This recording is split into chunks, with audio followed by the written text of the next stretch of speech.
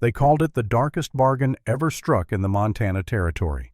It was not written in a bank ledger, and it was not signed with ink. It was sealed in desperation on a freezing night in 1883 when a girl barely 21 years old, never touched by a man, never kissed beneath a church steeple, looked into the eyes of the most dangerous recluse the American West had ever known.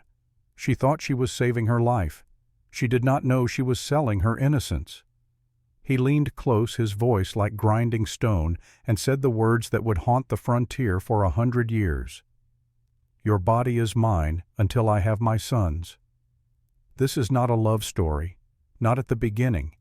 This is a story about survival, about the price of freedom, and about the terrifying truth that sometimes the monster you fear most is the only creature on God's earth who can save you. This is the legend of the Beast of Bannock and the virgin bride who tamed him. Bannock, Montana Territory, November the 14th, 1883. Late afternoon. The wind did not blow through that town. It screamed. It tore through the slatboard walls of the mining camp like the wailing of 1,000 ghosts, carrying the promise of a winter so savage it would snap frozen pine trees clean in half and bury entire cabins beneath white drifts taller than a man on horseback. Bannock was a town built on gold and dying of greed. Its streets were rivers of frozen mud rutted by wagon wheels and the boots of men who had come west chasing a dream that had already turned to dust. The storefronts leaned like drunks against one another, their painted signs fading their windows dark. Miners with soot-blackened faces trudged past with shoulders hunched against the cold, too exhausted to speak, too broken to care. This was where golden dreams came to die, and on this particular evening, as the sky turned the color of a fresh bruise, a young woman walked into the Beaverhead County Bank to learn that her life was already over. Eliza Whitmore pushed open the heavy door and stepped inside. She was 21 years old, though the last month had aged her a decade. Her hair was the deep burning red of her Irish father Thomas, Whitmore pulled back in a tight bun beneath a threadbare felt bonnet that had seen better winters. Her eyes were green sharp as broken glass, set in a face that was too thin, the cheekbones too prominent. She wore a black wool dress, mourning clothes for her father frayed at the hem where she had let it out twice already. The dress hung loosely on her frame. She had not been eating enough. There had not been enough to eat. Her hands told a different story than her dress. They were calloused, roughened by years of labor that no young woman should have known. These were not the hands of a debutante or a schoolteacher. These were the hands of a girl who had chopped her own firewood since she was 14, who had carried water 3 miles when the well ran dry, who had scrubbed floors and mended shirts and skinned rabbits because her father was too drunk or too lost in his gambling fever to do any of it himself. Thomas Whitmore had been dead for 3 weeks, crushed in a shaft collapse at the Grasshopper Creek mine. He had been a blacksmith in Dublin before he dragged his daughter across the Atlantic when she was 12. Her mother, Catherine, had died of fever on the ship somewhere in the middle of that endless gray ocean, and her body had been given to the sea. Thomas had buried his grief in whiskey and his hope in gold, and neither had paid him back. He drifted from camp to camp, from mine to mine, dragging Eliza behind him like a trunk he could not bring himself to abandon, but never quite remembered to open. She raised herself. She educated herself with borrowed books and old newspapers. She kept them fed when Thomas gambled away his wages. And she remained untouched, not because of any sermon she had heard or any vow she had taken, but because no man in this filthy, desperate world had ever earned her trust enough to get close. Now Thomas was in the ground, and Eliza had discovered the final betrayal. Her father had borrowed $2,000 from the Beaverhead County Bank, secured against the deed to their small cabin and the acre of land it sat upon, the only thing of value she possessed in the entire world. The money had vanished across poker tables and into whiskey bottles, and the debt remained patient and absolute, like a wolf waiting outside a door. Ezekiel Crane sat behind the massive mahogany desk like a vulture perched on a fence post watching something die. He was 52 years old, thin as a rail, dressed in a black silk vest with a gold watch chain draped across his sunken chest. His mustache was thin and meticulously oiled, curling slightly at the ends, giving him the appearance of a man perpetually savoring something unpleasant. His eyes were small, dark, and ceaselessly calculating. Every glance was an appraisal. Every word was a transaction. Ezekiel Crane did not merely own the Beaverhead County Bank. He owned the Gem Saloon. He owned half the buildings in town. He owned the soul of Sheriff Buford Yates, who stumbled through his duties in an alcoholic haze, enforcing whatever Crane told him to enforce. Crane was the kind of man who turned other people's suffering into profit and slept soundly every night. The office smelled of stale cigar smoke and impending ruin. "It is a simple matter of arithmetic, Miss Whitmore." Crane smoothed his oily mustache with 2 fingers, a gesture he performed whenever he was about to deliver bad news he secretly enjoyed. "Your father borrowed $2,000 against the deed to your cabin and the acreage. He defaulted on every payment. You cannot pay. The bank takes the property at noon tomorrow." The words landed like stones dropped into still water. Eliza felt each one ripple through her chest. She gripped her reticule so tightly her knuckles turned white. She had known this was coming. She had read the letters found the "I owe us" stuffed into Thomas's boot after the funeral. But hearing it spoken aloud in this warm office that smelled of another man's wealth made it real in a way that paper could not. "It is winter, Mr. Crane."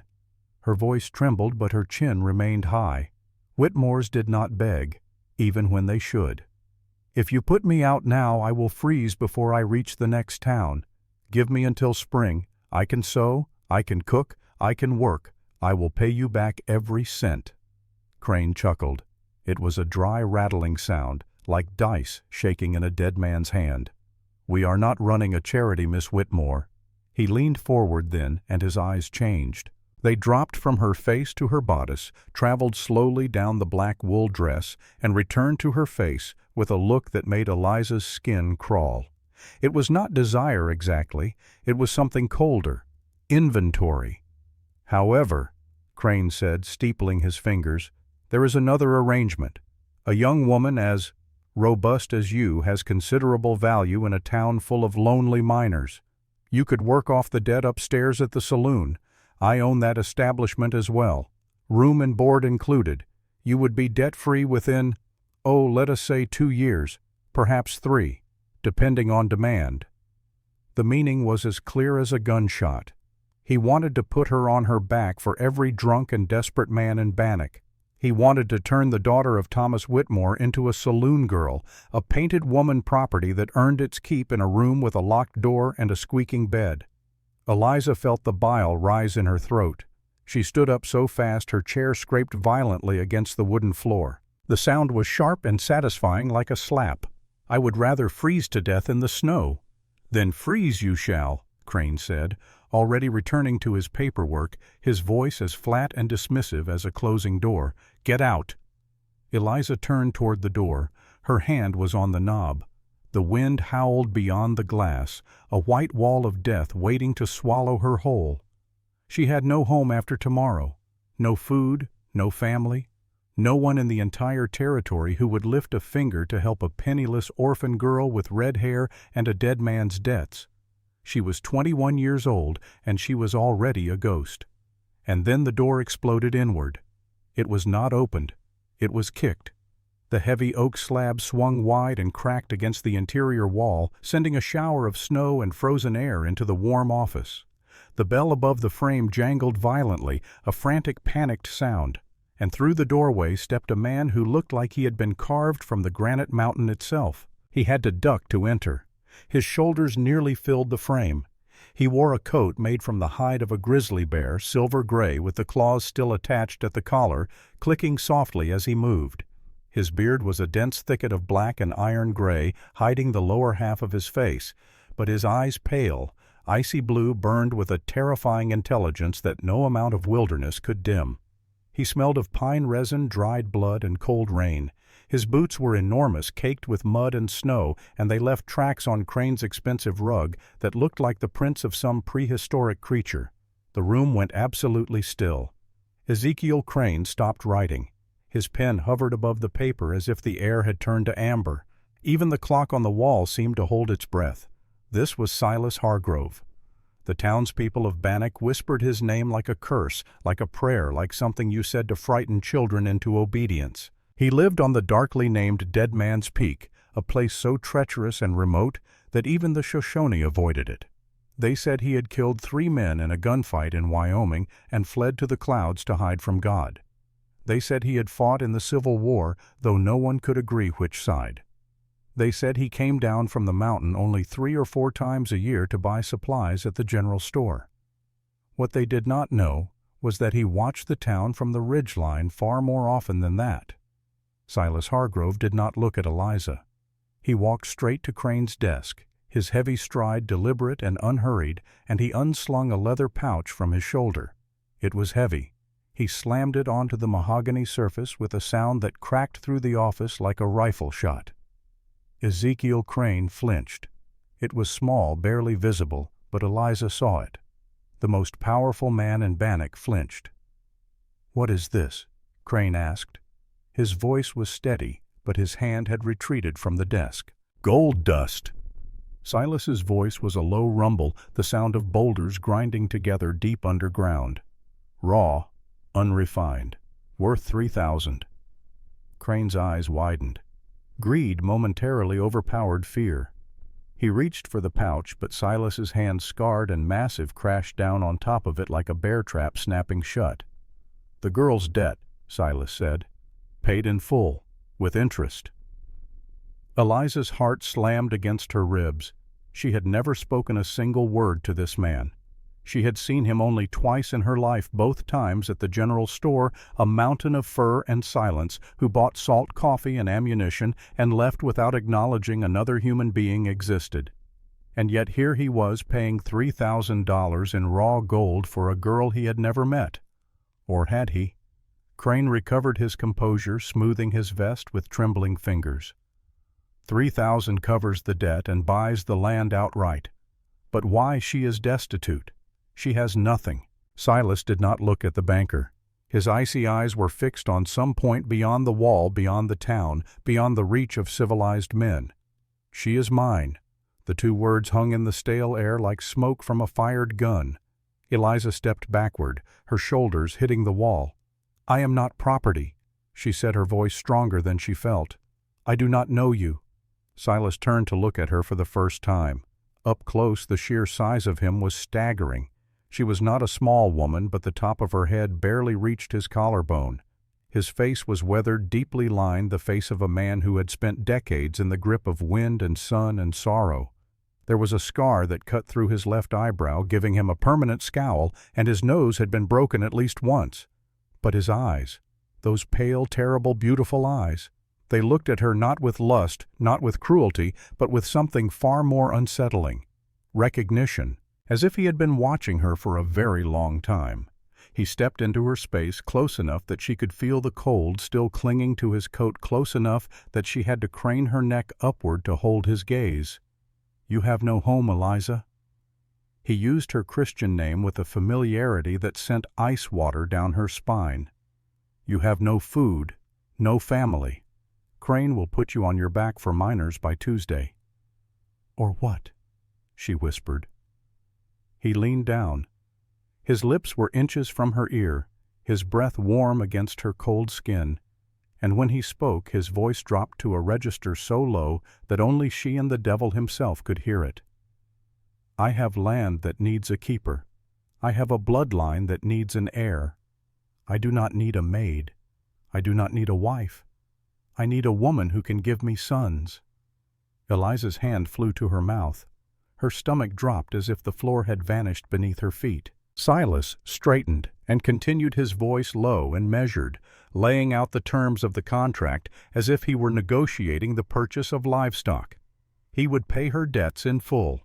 $3,000 in gold, more than Thomas Whitmore had earned in his entire miserable life. She would receive the deed to her family's cabin and land returned to her in 5 years. She would have food, warmth, shelter, and the protection of a man that no one in the territory was foolish enough to cross. In exchange, her body belonged to him, until she gave him 2 sons, 2 heirs to carry his name and inherit his mountain. Give him that, and she was free. 2 sons, he said the words final as a judge's sentence. Give me 2 heirs and you walk away with everything, your land, your freedom, your life. It was madness. It was a proposition torn from the darkest chapter of some Gothic nightmare. A virgin girl alone in the world being asked to trade the one thing she had left her body, her innocence, for the chance to survive. Eliza looked at Ezekiel Crane. The banker was watching with his thin lips curled into a smirk. She could see it in his eyes.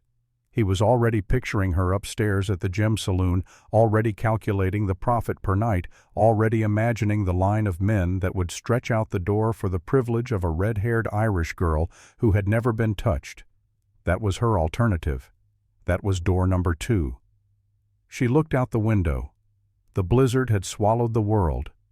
White. Nothing but white. A frozen death waiting with open arms. Then she looked at Silas Hargrove, at the mountain man in his grizzly coat with his scarred hands and his glacier eyes and his grotesque proposition.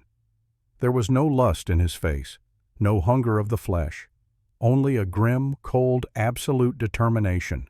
He was a monster. She was certain of that, but he was an honest monster.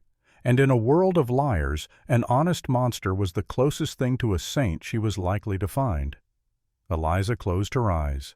She thought of her father, the man who had promised to protect her, and instead drank and gambled away every cent they had. She thought of her mother dead in the Atlantic, given to the cold gray sea. She thought of the innocence she had guarded for 21 years, not because any preacher told her to, but because she had chosen to, because it was hers, the only thing that had ever been truly hers in a life defined by loss.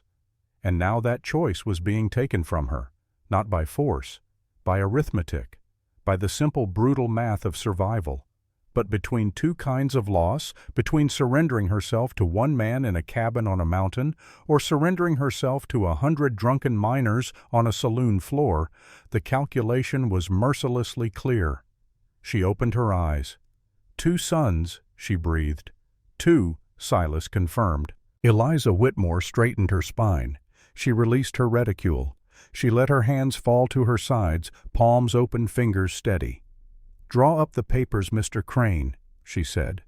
Her voice was empty, hollowed out, the voice of a woman walking willingly into a cage because the world outside was worse. "I am going to the mountain." The town of Bannock watched from behind curtained windows as Eliza Whitmore climbed onto the buckboard wagon beside the beast. She carried nothing but a trunk of worn clothes and her father's leather-bound Bible. The miners stopped in the street. The women at the general store pressed their faces to the glass. Old Samuel Briggs, a 65-year-old prospector with more silver in his beard than he had ever found in the ground, removed his hat and watched the wagon pull away. "Lord have mercy on that girl," he muttered to no one. The journey to Dead Man's Peak was a vertical nightmare. The wagon wheels crunched over ice and screamed against stone as the trail climbed steeply from the valley floor into the throat of the mountain. The road, if it could be called that, was little more than a goat path carved into the side of a cliff. On one side, the rock wall rose sheer and black. On the other, a drop of 500 feet into a canyon choked with snow and the skeletons of fallen pines. One wrong turn of the wheel, one panicked mule, and they would both be dead before they hit the bottom. Silas drove with expert, brutal efficiency. His hands on the reins were steady, his eyes scanning every twist of the trail with the practiced vigilance of a man who had made this journey 1,000 times in every kind of weather. He knew the mountain the way a sailor knows the sea, intimately, respectfully, and with a healthy fear that never fully went away. For the first 2 hours, neither of them spoke. The silence was immense, filled only by the creak of the wagon, the labored breathing of the mules, and the ever-present moan of the wind. The air grew thinner as they climbed, colder, biting through Eliza's wool coat and into her bones until she felt like she was made of glass that would shatter at the slightest touch. She watched him from the corner of her eye. She noticed things, the scar that ran from the left side of his neck and disappeared beneath his collar. 2 fingers on his left hand that were bent at wrong angles, broken once and never properly set. and the way he sat always with his back angled toward the rock wall, his eyes sweeping the horizon line. It was the posture of a soldier, not a miner, a man accustomed to watching for enemies that could come from any direction. "Why me?" Eliza finally asked. The silence had become louder than the wind, and she could not bear it. "There are women in town who would marry you willingly for that gold." Silas did not look away from the trail. "Town women are soft. They die in the silence up here. And what makes you think I will not?" "I watched you, Eliza." The words fell between them like a stone into a well. Eliza felt a chill that had nothing to do with the temperature. "I have watched you for months." Silas continued, his voice flat, without emotion, as if he were reciting a report. "I saw you chop wood when Thomas was too drunk to lift the axe. I saw you haul water 3 miles on your back when the well went dry. I saw you sew shirts for miners at 2 cents apiece and spend the money on medicine for your father instead of food for yourself. You went hungry so a man who did not deserve your loyalty could live another day." He paused. The mules strained against a steep incline, and he gave them slack before continuing. "You have grit, Eliza. My sons will need grit." Something complicated moved through her chest. The realization that she had been observed, studied, catalogued by those icy eyes from the shadows of the mountain, was deeply unsettling. It was like learning that a wolf had been circling your cabin every night, watching you through the window. And yet, tangled up in the fear, there was something else. Something she was not ready to name. Because no one, not Thomas, not any man in Bannock, not a single soul on this earth had ever paid enough attention to her to see those things. No one had ever watched her carry water and understood what it meant. "And what if I give you daughters?" she asked, forcing an edge of defiance into her voice, because defiance was the only weapon she had left. Silas tightened his grip on the reins, his jaw clenched beneath the thicket of his beard. "Then we keep trying." The implications settled in her stomach like molten lead. This was not a marriage. It was not a courtship. It was a sentence. And the length of that sentence depended entirely on the mercy of God and the gender of unborn children.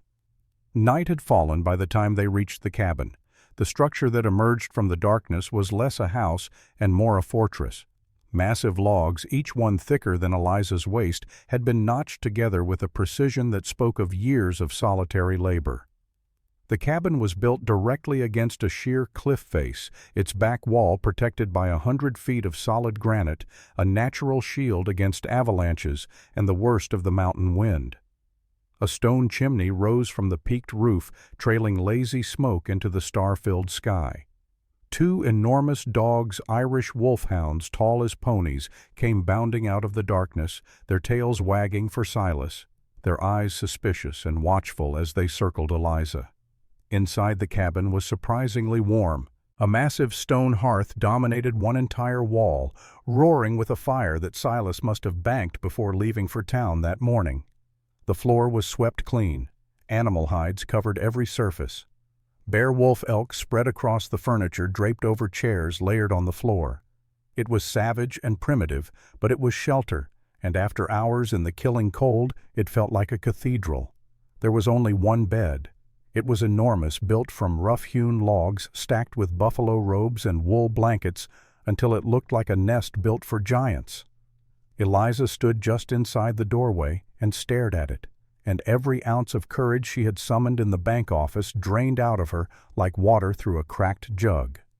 She was 21 years old. She had never been in a man's bedroom. She had never been touched by anyone beyond the rough embrace of her father. And now she stood in the home of a stranger, a man who had purchased her body with a sack of gold dust, and the bed loomed before her like an altar upon which she was expected to sacrifice the last thing that was truly hers. Silas entered behind her, bolting the heavy oak door with an iron bar that would have stopped a charging bull. He hung his gun belt on a peg by the door. 2 Navy revolvers, their blued steel worn smooth from use, their grips polished by years of handling. He removed his hat for the first time. His hair was long, dark, streaked with gray, tied back with a leather thong. Without the hat and the enormous coat, he looked younger than she had expected. Perhaps 34, but they were hard years that had left their mark on every inch of him. He pointed at the iron kettle hanging over the fire. "There is stew in the pot. Eat." "I am not hungry." "Eat." The word was not a suggestion. It was a command issued with the authority of a man accustomed to being obeyed by everything from mules to mountains. "You are too thin. I will not have you falling ill before you are of use." Of use. As if she were a plow, a breeding mare, a tool to be maintained until it fulfilled its function. Eliza felt tears burn behind her eyes, but she would not let them fall. Not in front of him. She walked to the fire on stiff legs, ladled out a bowl of venison stew, and forced herself to eat. It was rich and savory, thick with root vegetables and herbs she could not identify, seasoned with a skill that surprised her, but it tasted like ash in her mouth. Silas did not eat. He poured himself a measure of amber whiskey from a clay jug and settled into a chair by the fire. He picked up a skinning knife and a whetstone and began to sharpen the blade. The rhythmic sound of stone against steel filled the cabin. Shh, shh, shh. It was the only conversation he offered. When she finished, Eliza set the bowl down. Her hands were trembling. Her heart was beating so hard she was certain he could hear it over the crackle of the fire. "Where do I sleep?" Silas stopped sharpening the knife. He looked at the bed. Then he looked at her. His expression was unreadable, a mask carved from the same stone as his mountain. "You know the deal, Eliza." The silence that followed was the longest of her life. The fire popped and hissed. The wind screamed outside like a woman in labor. And Eliza Whitmore, 21 years old, orphan virgin. The last of the Whitmores looked into the face of the beast and spoke the hardest words she had ever uttered. "Please." Her voice was barely a whisper, a thread of sound that the fire nearly swallowed. "Not tonight. I have never—" She could not finish the sentence. She did not need to. "Give me tonight, one night, to pray, to prepare myself, please." She did not say the word virgin. She did not need to. The confession was written in the flush of her cheeks, in the way her arms crossed over her chest, in the small, unconscious step backward that she could not stop herself from taking. And Silas Hargrove, the beast of Bannock, the killer of men, the recluse of Dead Man's Peak, looked into her eyes and saw it. Fear. Pure, total, paralyzing fear. He stared at her for a long, agonizing minute. The firelight danced in his eyes, turning the pale blue into something molten, something alive. His jaw worked beneath his beard as if he were chewing on words he could not quite bring himself to swallow. Then he stood up. Eliza flinched. She could not help it. Every muscle in her body contracted, bracing for whatever came next. But Silas did not reach for her.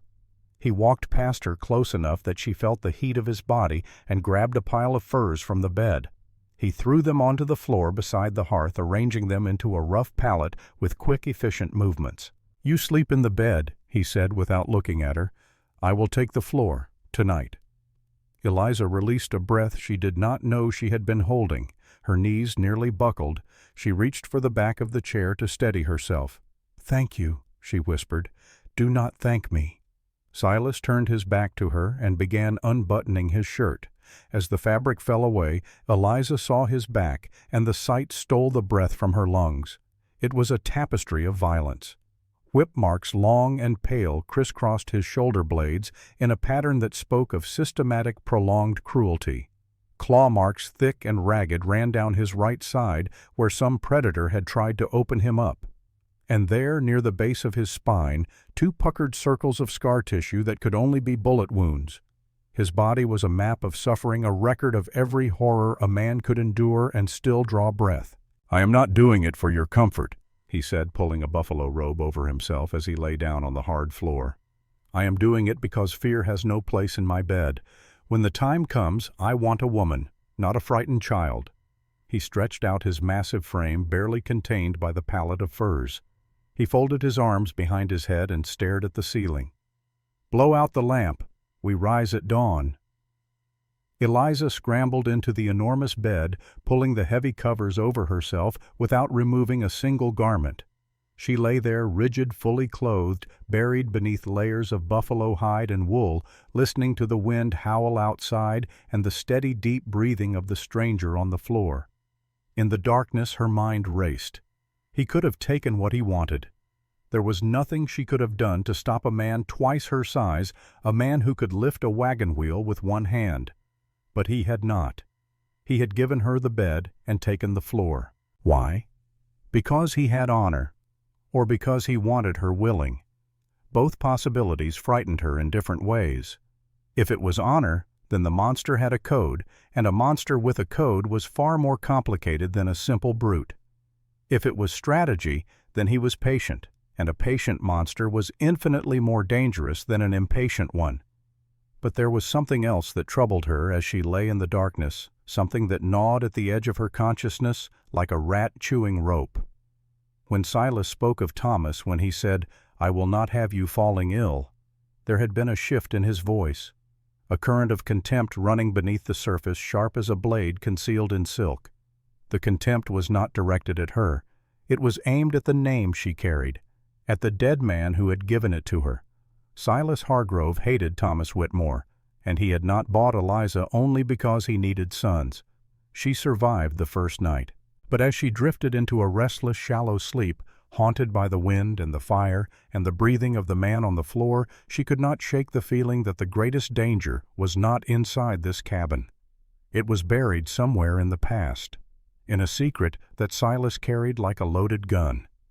The snow did not stop for 6 weeks. December bled into January, and the world outside the cabin ceased to exist.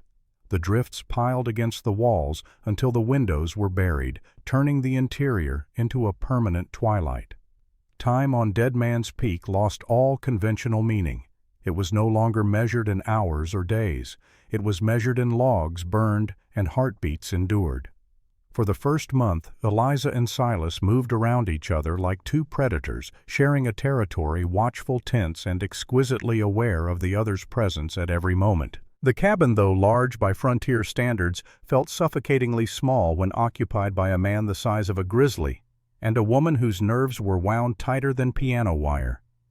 Silas lived by a rigid, almost military routine. He woke before the sun stoked the fire, checked the perimeter of the cabin for wolf tracks, and spent his days repairing traps, cleaning his weapons, or curing hides. He spoke only when necessary, and when he did, his voice was a low rumble that Eliza felt in her chest before she processed it as words. "Water," he would say, setting the buckets by the door. "Wood," he would grunt, pointing at the stack that needed splitting. But Eliza Whitmore was not the wilting flower that Ezekiel Crane had assumed her to be. She was a Whitmore, and before that, she was the daughter of a Dublin blacksmith. She knew the value of work, and she understood that survival was not a passive act. She took over the cabin. She scrubbed the soot-stained floors until the pine wood gleamed. She organized the chaotic piles of dried meat and jerky into a proper pantry sorted by type and quantity. She mended Silas's torn shirts, her needle flashing in the firelight, stitching patches with the precision of a surgeon. She cooked not the utilitarian slop of a mining camp, but proper Irish stews that her mother had taught her before the Atlantic claimed her life. Meals with flavor and love in them, seasoned with dried herbs she found in jars on the highest shelf. Slowly, imperceptibly, the cabin changed. A tablecloth appeared sewn from scraps of flour sack. Bundles of dried rosemary and sage hung from the rafters. The smell of fresh bread replaced the perpetual odor of tobacco and raw hides. And Silas noticed. He never said a word, but Eliza caught the signs. He began wiping the mud from his boots before entering the cabin. He stacked the firewood neatly instead of tossing it in the corner. He stopped spitting tobacco juice on the floor. Small changes, almost unconscious. The marks of a man being domesticated by degrees. Every night Eliza lay alone in the enormous bed, listening to his breathing, wondering when the waiting would end and the contract would begin. The anticipation was worse than the act itself could possibly be, a sword suspended above her head by a thread she could not see. In the evenings Eliza read aloud from her father's Bible. The first night Silas merely continued sharpening his knife. The second night he set the knife down and listened. The third night he spoke. "Read that passage again, the one about the prodigal son." Eliza read it again, her voice steady and clear in the amber warmth of the firelit cabin. When she finished, Silas sat motionless for a long time, staring into the flames. His jaw was clenched, the muscles of his neck taut as cables. Then he stood abruptly across the room and walked out into the blizzard. He stood in the screaming white darkness for 20 minutes before returning snowflakes melting in his beard, saying nothing. The story of the wayward son had touched something deep in him, some wound that had never scarred over. But Eliza did not yet know what it was. She found out by accident. One afternoon, while Silas was checking his trap line somewhere on the upper slopes, Eliza was cleaning the far corner of the cabin. She pulled back a heavy bearskin and noticed a loose floorboard slightly higher than its neighbors. Curiosity, that most dangerous of virtues, got the better of her. She pried it up. Beneath the board was a small wooden box, plain and unadorned. Inside she found two things. The first was a tintype photograph yellowed with age, showing a young woman with fair hair holding an infant in her arms. The woman was beautiful in a fragile, ethereal way, with wide eyes and a gentle smile that spoke of a happiness so pure it seemed to belong to a different world entirely. On the back, in faded ink, someone had written, "For Silas, always, Margaret, 1868. The second item was a gold wedding band, small, meant for a woman's finger. Eliza held the ring in her palm and felt the weight of it not in gold, but in meaning. Silas Hargrove had once had a wife. He had once had a child. They were gone now. Both of them vanished into whatever catastrophe had driven him to this mountaintop to live among the bears and the wolves and the silence. She returned everything to the box, replaced the board, and smoothed the bearskin over it. She told herself it was not her business. But that night, as she watched Silas sleep on the floor before the dying fire, she saw his face in the flickering light, and noticed something she had missed before. In sleep, the hardness left him. The scowl relaxed. The iron jaw unclenched. And what remained was not a beast. It was a man who carried a grief so vast that it had reshaped his entire being, the way a river reshapes a canyon, slowly, relentlessly, and without mercy. He was not a monster at all. He was a man who had lost everything and was desperately, clumsily trying to hold on to the only thing he had left. His bloodline, his name, the fading hope that when he died something of him would remain. And then, in late December, the silence finally broke. Silas returned from checking his trap line with his beard caked in ice and his temper caked in something worse. He tossed a brace of snowshoe hairs onto the table, blood dripping onto the wood that Eliza had spent an hour scrubbing clean. "I just cleaned that," she snapped, 6 weeks of suppressed frustration detonating in her chest. "It is a skinning table, woman. It gets bloody. It is a dining table, and we are not animals. You may live like a bear, Silas Hargrove, but I do not." Silas went still. The air in the room changed, suddenly, charged, electric, dangerous. He walked slowly toward her, his shadow swallowing her whole. Eliza wanted to retreat, but she locked her knees and held her ground. She was done retreating. "You think I am an animal?" he asked, his voice dangerously soft. "I think you try very hard to be one," she fired back. "You bought me. But you have not spoken 10 words to me that were not orders. You sleep on the floor like a dog. You look at me like I am a ghost." Something shifted in his face. The anger drained, and in its place was something raw and exposed. Vulnerability. On the face of Silas Hargrove, vulnerability looked like a crack in a dam, a glimpse of the flood behind. "Maybe you are a ghost," he said quietly. "What does that mean?" He turned away from her, pouring himself a cup of coffee with a hand that trembled slightly, something Eliza had never seen before. The man who held a rifle steady enough to shoot the eye out of a squirrel at 200 yards could not keep a tin cup from shaking. "You have his eyes," he said. "Thomas's." The name landed between them like a stone thrown into a frozen lake. Eliza felt the crack spread through her chest. "My father," she said. "You hated him. Why?" Silas took a long sip of the bitter coffee. He set the cup down.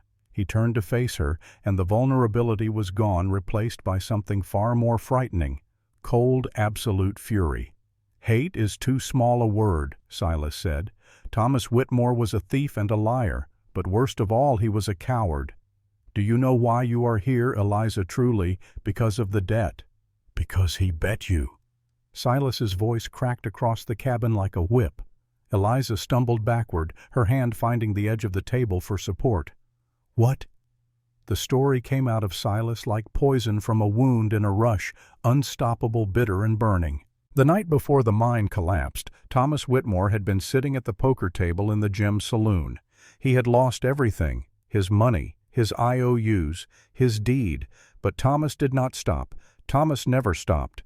When a gambler has nothing left to bet, he finds something, and Thomas found the most valuable thing he possessed: his daughter.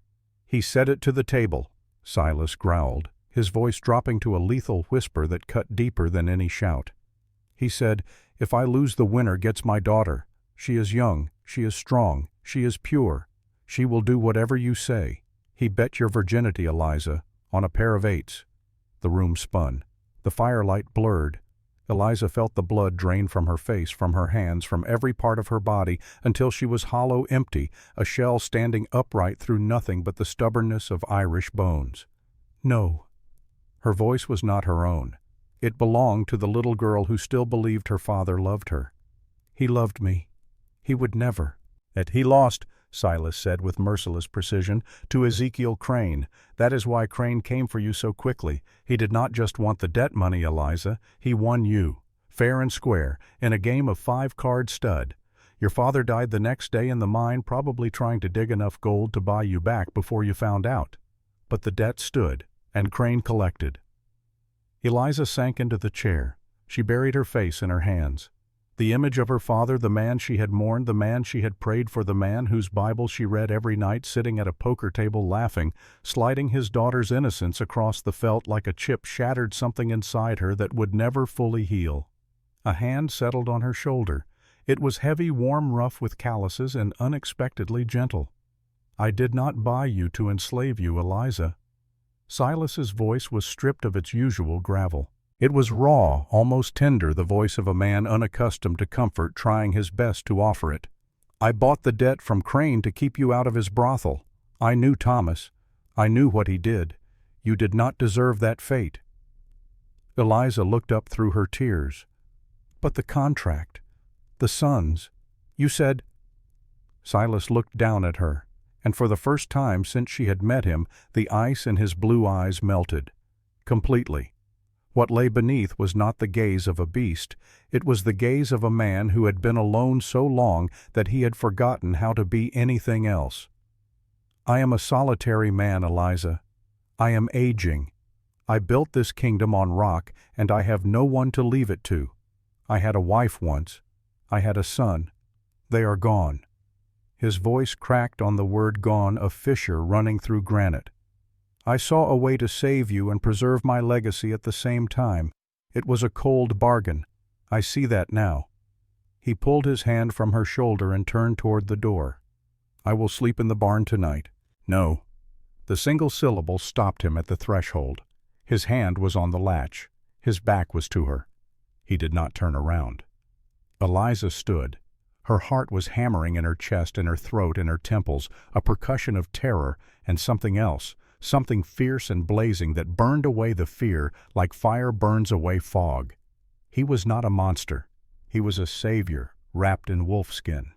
He had paid $3,000 in gold to keep her out of a brothel, and then he had slept on his own floor for a month because she asked him to. "You will not sleep in the barn," she said. She walked toward the massive log bed. Her fingers found the buttons at the high collar of her dress. They were trembling, but they were determined. "We have a contract, Silas, and unlike my father, I pay my debts." Silas turned. His chest was rising and falling rapidly. His hands hung at his sides, clenched into fists so tight that the knuckles had gone white. He did not move for a long time. The firelight played across his scarred face, casting shadows that danced like spirits. Then he crossed the room in 3 strides. He did not grab her. He did not seize or claim or take.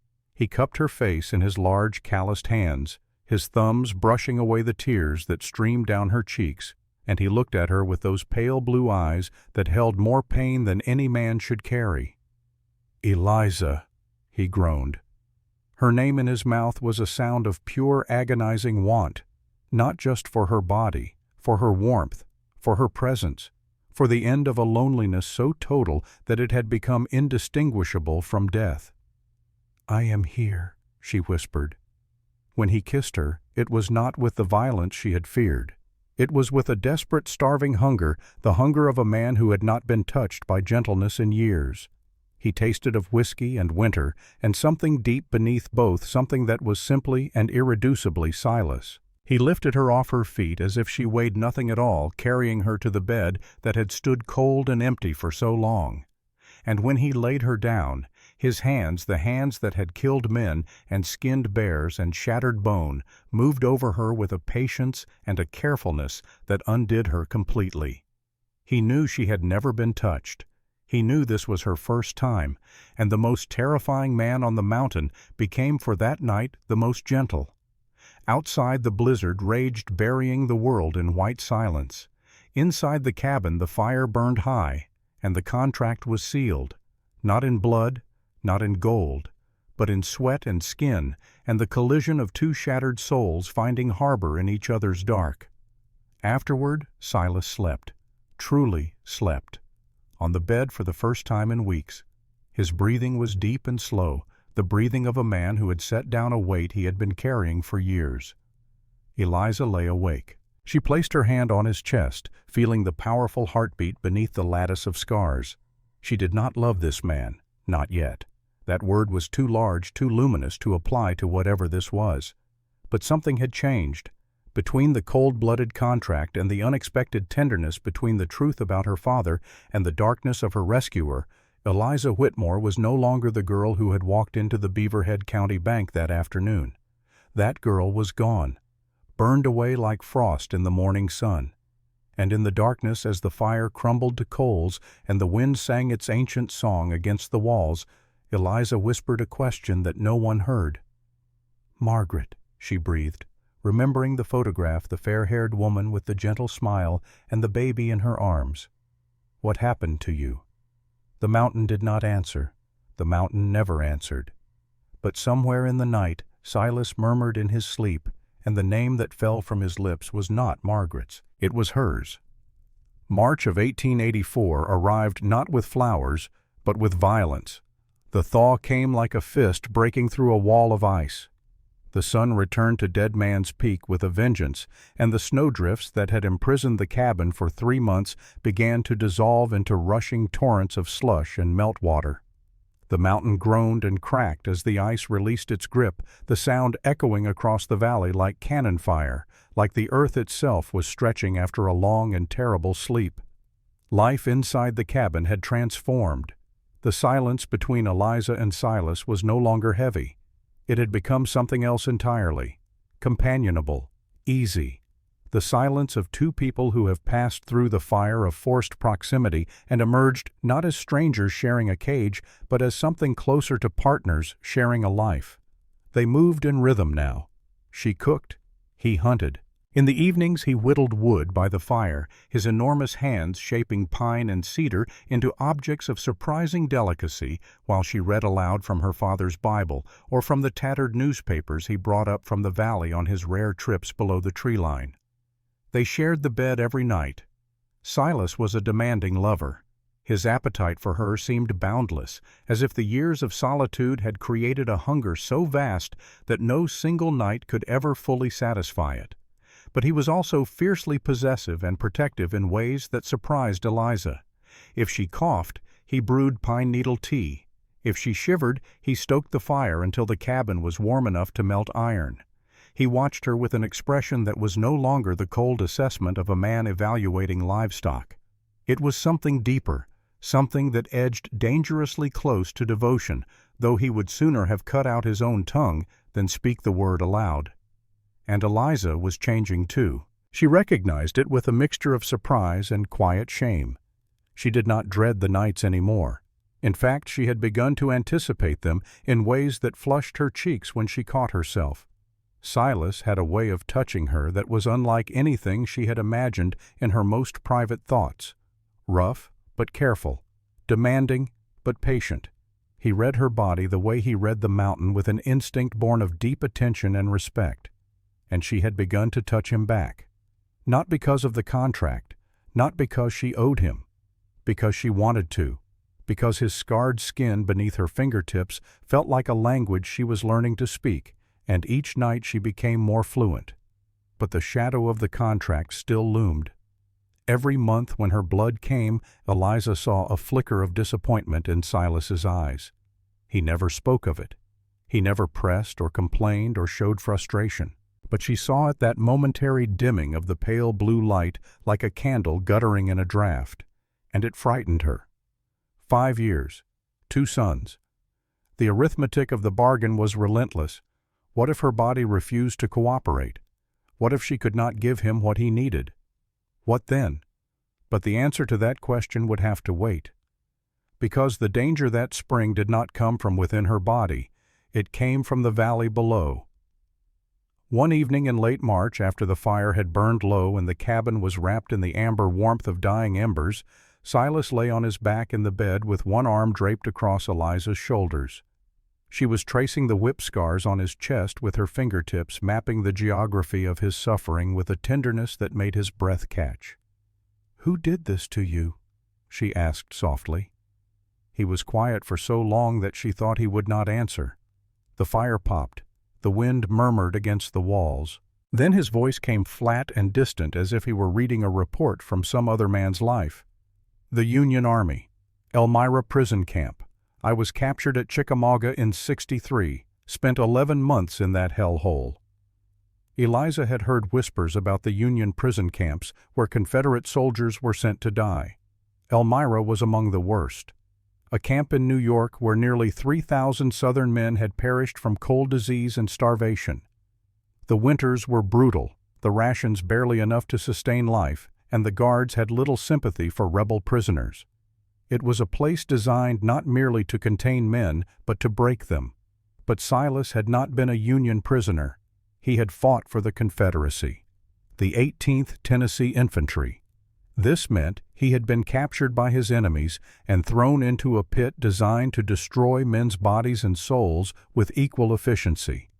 The whip marks on his back were not from battle. They were from captivity, from punishment, from the systematic cruelty of men who believed that a rebel soldier was something less than human. After the war, Silas continued, his voice dropping into a register so low it was almost subterranean, "I went home. Tennessee." He paused. His arm tightened around Eliza, pulling her closer as if bracing himself against what came next. Margaret was gone.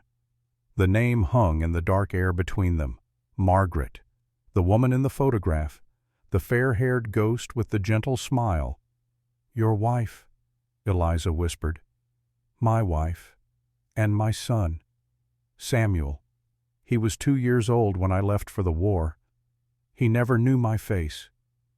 Silas's voice changed, hardening into something brittle and sharp, like ice that might shatter at a touch. "Carpetbaggers took the farm. Her family said she died of fever. The boy, too. But I found letters, Eliza. Letters she had written to me that were never sent. She did not die of fever." He stopped. The muscles of his jaw were working, grinding against a grief so old and so deep that it had fossilized into the very structure of his bones. "She died of heartbreak. 3 years she waited for a man who never came home. Her family told her I was dead. She believed them. And my boy—" He could not finish. The sentence broke apart in his mouth like rotten wood. Eliza did not push. She pressed her face against his chest and listened to his heartbeat, which had accelerated into a heavy, irregular drumming, the heart of a man reliving the worst moment of his life. "I found their graves," Silas finally said. 2 wooden crosses behind a church in Nashville. That is all that was left of my world." The silence that followed was sacred. Eliza held him and said nothing because there was nothing to say. No words in any language could fill a grave or raise the dead or give back the 3 years that the war had stolen from him. I went to Wyoming after that, Silas said, his voice returning to its usual gravel. Tried to forget. Killed 3 men who tried to rob me. Not in a duel, Eliza. In a bar fight. They pulled guns first, but the law did not see it that way. So I ran. You came here. I came here. Built something from nothing on this rock. But a kingdom means nothing without someone to leave it to. He turned his head to look at her in the dying firelight. Margaret is dead. Samuel is dead. My blood dies with me unless I have sons. That is why I need you, Eliza. Not because I want to own you, because I am terrified of disappearing from the world without leaving a single trace that I was ever here. In that moment, everything Eliza had believed about the contract, about the transaction, about the nature of the bargain, shifted on its axis. This was not about control. It was not about possession. It was about immortality. The primal, desperate terror of a man who had already lost everything once and could not bear the thought of losing himself entirely, of being erased from the earth as if he had never drawn breath. She was not his prisoner. She was his last hope. And with that understanding came a shift in power so subtle and so profound that neither of them fully recognized it. She held the thing he needed most, his legacy, his future, his bloodline. In the crude mathematics of the contract, Silas owned her body, but in the deeper arithmetic of the heart, she owned his soul. Spring deepened. April arrived with mud and wildflowers and the sound of the creek running full and fast below the cabin. And with April came a visitor. Silas returned from a supply run to the valley one afternoon with an unexpected passenger on the buckboard. Dr. Henry Pierce, the only physician in Bannock, climbed stiffly down from the wagon and looked up at Dead Man's Peak with the expression of a man who had just voluntarily entered the den of a lion. Doc Pierce was 60 years old, thin as a fence rail, with a full head of white hair and eyes that had seen more death than any battlefield surgeon. He carried a battered leather medical bag that had been with him since the war, and he walked with the careful precision of a man whose hands were his livelihood. He was the only person in the territory that Silas trusted, the only man who had ever climbed the mountain by invitation rather than by force. He had treated Silas's wounds on multiple occasions over the years, stitching cuts, setting bones, and once extracting an arrowhead from his shoulder without the benefit of anesthesia. The 2 men did not exchange pleasantries. Silas trusted him. That was enough. Doc Pierce also hated Ezekiel Crane with a quiet, burning fury that he kept hidden behind his professional demeanor. Years ago, Crane had refused to extend a loan that would have allowed Doc Pierce to purchase medicine for his dying wife. The medicine cost $12. Crane denied the loan over a missed interest payment of $3. Doc Pierce's wife, Helen, died of pneumonia that winter. He never forgot. He never forgave. The doctor examined Eliza at Silas's quiet insistence. Silas stood in the corner of the cabin, arms crossed, watching with an intensity that would have been comical if it were not so clearly born of genuine concern. Doc Pierce prodded and listened and took her pulse and asked questions that made her blush and Silas stare at the wall. "She is healthy," Doc Pierce announced, closing his bag. "But too thin. She needs to eat more. Red meat, eggs if you can get them. And for God's sake, Silas, stop feeding her nothing but venison stew." Silas grunted, which was his version of taking the advice to heart. But the doctor had not climbed a mountain to discuss Eliza's diet. When she stepped outside to hang laundry, Doc Pierce lowered his voice and delivered the news that turned the spring air cold. "Crane is asking questions about the girl Silas. All over town. He is not satisfied with losing $3,000. He is angry. But more than that, he is humiliated. You walked into his bank and took something he considered his property, and you did it in front of the girl herself. Crane does not forget humiliation." Silas said nothing. His face was stone. "He has sent word to Virginia City," Doc Pierce continued. "He is trying to hire a man named Virgil Kane. You know the name?" Silas knew the name. Virgil Kane was a killer for hire, a skull-faced enforcer who had left a trail of bodies from Kansas to California. He was not a gunfighter in the romantic sense. He was an executioner. A man who killed for money the way a butcher slaughters hogs efficiently, without emotion and without remorse. There is more. Doc Pierce reached into his coat and pulled out a folded piece of paper. Crane has been writing letters to the War Department in Washington. He is digging into your past, Silas. He asked about a Silas Hargrove, formerly of Tennessee 18th Infantry. The room went very still. Silas's hands, which had been resting on the back of a chair, tightened until the wood creaked. "What did they tell him?" Silas asked. "I do not know yet. But my friend at the post office says the reply is coming, and Crane is expecting it like a child expects Christmas morning." Doc Pierce looked at the mountain man with eyes full of warning. Whatever is in that file, Silas Crane intends to use it as a weapon. After the doctor left, Silas spent the rest of the afternoon cleaning and loading every weapon in the cabin. It was what he always did when he was worried. The repetitive motions of stripping a revolver down to its springs and reassembling it, the click and slide of metal against metal, calmed something in him that words could not reach. Eliza watched from beside the fire. "What did the doctor tell you that you are not telling me?" Silas did not answer immediately. He held a revolver up to the lamplight, inspecting the cylinder. "Crane is coming," he said at last. "Not today, not tomorrow, but when the pass is clear and the roads dry, he will send men, dangerous men." Eliza felt the fear rise in her chest, but she pushed it down, the way she pushed everything down, with force and with fury. "Then we prepare," she said, and her voice was harder than she knew it could be. And so the training began.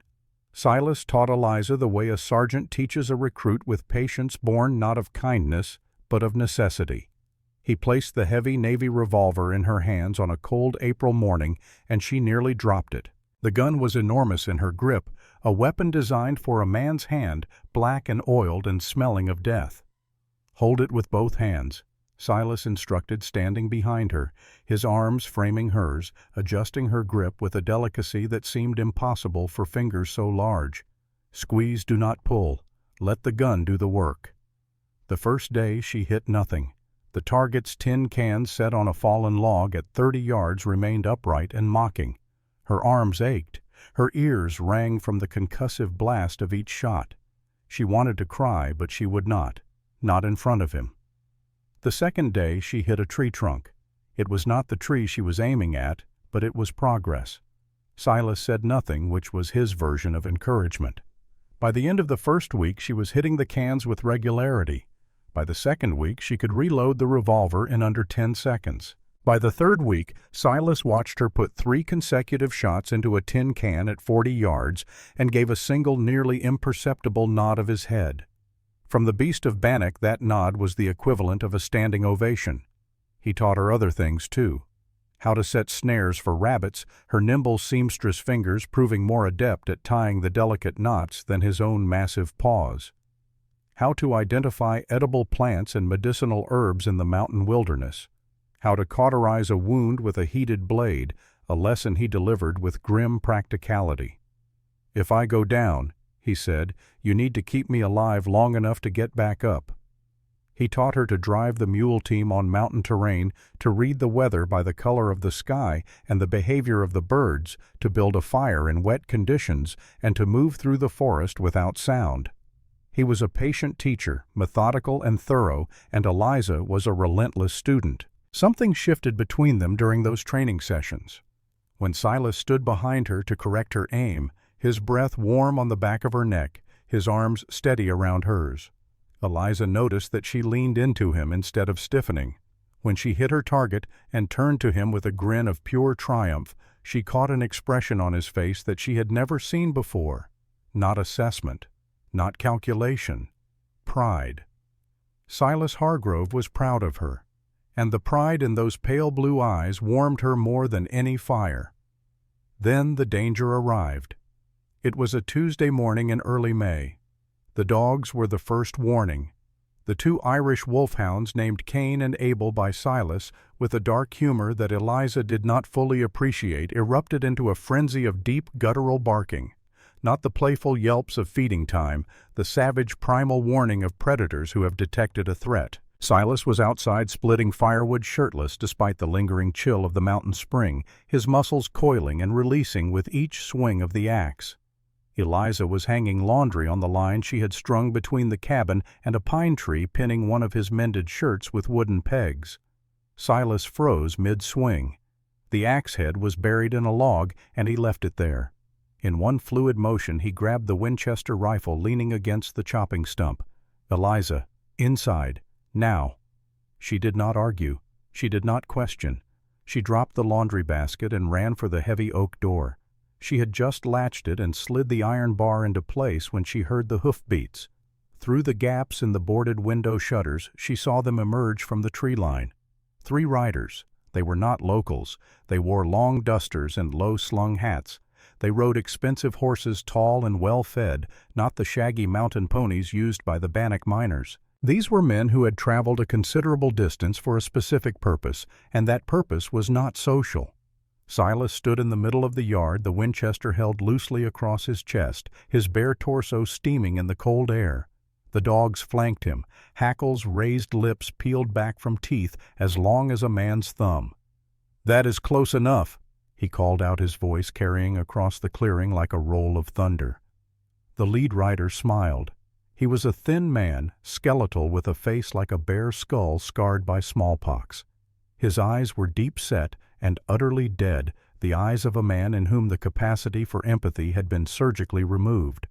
This was Virgil Kane, and beside him rode Boyd Recker, 30 years old, Crane's deputy, a thick-necked brute with a badge he did not deserve. The third man was silent, faceless beneath his hat, cradling a shotgun across his saddle. Silas Ridge, Virgil said, using the wrong name deliberately, a small cruelty designed to remind Silas that his real identity was not a secret. His voice was like dry leaves scraping across stone. "You are a hard man to find. Dead Man's Peak lives up to its name. You found me. Now turn around and leave before I bury you here." "Hospitable. I like that." Virgil adjusted his hat, letting the sunlight catch the pearl handle of his revolver. "But I am afraid I cannot leave yet. I have business. Not with you, with the woman inside the cabin." Inside, Eliza pressed her eye to the gap in the shutter. Her heart hammered against her ribs. She recognized Boyd Recker from the bank, Crane's man, Crane's fist. "She is not here." Silas lied, his voice flat as an iron plate. Now. Virgil rested his hand on his pistol with the casual ease of a man who drew weapons the way other men drew breath. "We know she is. Crane sent us. Seems there has been a misunderstanding regarding the contract." "The debt is paid," Silas growled. 3,000 in gold." "True." Virgil nodded agreeably. "But Crane did some digging. Turns out Thomas Whitmore did not just owe the bank. He owed the syndicate in Chicago. Big money. $30,000. The number hit Eliza like a physical blow. 30,000. A sum so vast it might as well have been 30 million.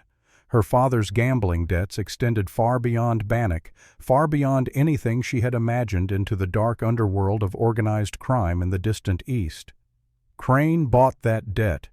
Virgil continued, his skull face splitting into a grin that revealed yellow teeth. By law, the daughter inherits the father's liabilities. The woman is collateral. Your 3,000 was just the interest, friend.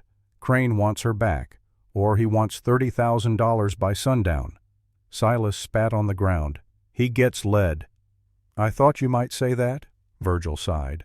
Then he drew. But Silas was faster. The Winchester roared. The rider on the right, Boyd Recker, flew backward off his horse as the bullet punched through his shoulder in a spray of red mist. But Virgil did not fire at Silas. He was too smart for that. He aimed at the cabin window. The glass shattered inward with a tremendous crash, and Eliza screamed as shards rained down on her, slicing a thin cut across her cheekbone. "Eliza!" Silas roared, his head turning toward the cabin for one fraction of a heartbeat. That fraction was all it took. The third rider, the silent man with the shotgun, pulled both triggers. The blast of buckshot caught Silas in the left thigh and raked across his ribs. The mountain man staggered.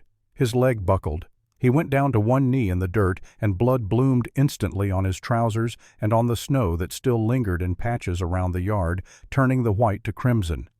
But even as he fell, Virgil was not finished. He holstered his pistol and pulled a folded piece of paper from inside his duster. He held it up like a preacher holding scripture. "Oh, and one more thing, Ridge. Or should I say, Private First Class Silas Hargrove, 18th Tennessee Infantry." Virgil's dead eyes glittered with amusement. "Crane found your file. Desertion under fire. Chickamauga, September 1863. There is a federal warrant for your arrest. You are not just a debtor, friend. You are a wanted man." The words hit Silas harder than the buckshot. Eliza saw his face change through the shattered window, saw the rage replaced by something cold and sick, the look of a man whose most carefully buried secret has been dug up and waved in his face like a flag. "Crane's offer is generous," Virgil said, folding the paper and tucking it away. "Give us the girl, and he tears up the warrant. You keep your mountain, you keep your freedom. Or we bring the United States Marshal. Your choice." Silas was on one knee in a pool of his own blood. His face was gray, his leg was shredded, but his eyes, those terrible pale blue eyes, burned with a fury so pure it seemed to generate its own light. "Say goodbye, beast." Virgil leveled his pistol at Silas's forehead for the killing shot, and Eliza stopped thinking. She grabbed the Navy revolver from the mantelpiece, the gun Silas had taught her to use in those cold April mornings, the gun that had felt so impossibly heavy in her hands just weeks ago. She threw open the heavy oak door and stepped into the yard, raising the weapon with both hands. "Get away from him." Virgil turned. He looked at her, at this slim, red-haired girl in a faded dress holding a revolver that was shaking in her white-knuckled grip, and he laughed. It was a dry, contemptuous sound, the laughter of a man who had killed so many people that the sight of one more potential victim struck him as genuinely amusing. "Look at that," Virgil said. "The Virgin has claws. Put it down, darling, before you hurt yourself." "I said get away from him." Virgil swung his pistol toward her. Time crystallized. Eliza could see the black hole of the barrel pointing at her face. She could see Virgil's finger tightening on the trigger. She could see her own death, and it was small and dark and round as a coin. The shot came from the ground. Silas, lying on his back in the bloody mud, had rolled onto his spine and fired the Winchester one-handed from the hip. A feat of strength and marksmanship that should have been impossible for a man with a shattered leg and 3 cracked ribs. The bullet took Virgil Kane in the throat. The enforcer's eyes went wide with shock, and he made a wet gurgling sound as his hands flew to his neck. Then he slumped forward over his horse's mane and slid sideways into the dirt. The third rider, the silent man with the now empty shotgun, saw his leader dead and the mountain man still burning with fury despite the blood pouring from his body. He panicked. He wheeled his horse around and drove his spurs in deep galloping back toward the tree line as if the devil himself were chasing him. He left Boyd Recker wounded and Virgil Kane dead, and the mountain to its terrible master. Silence returned, broken only by the wind and the low agonized groaning of the dying enforcer. Eliza dropped the gun and ran barefoot through the snow and mud to where Silas lay. He was on his back in a pool of red slush, his face the color of ash.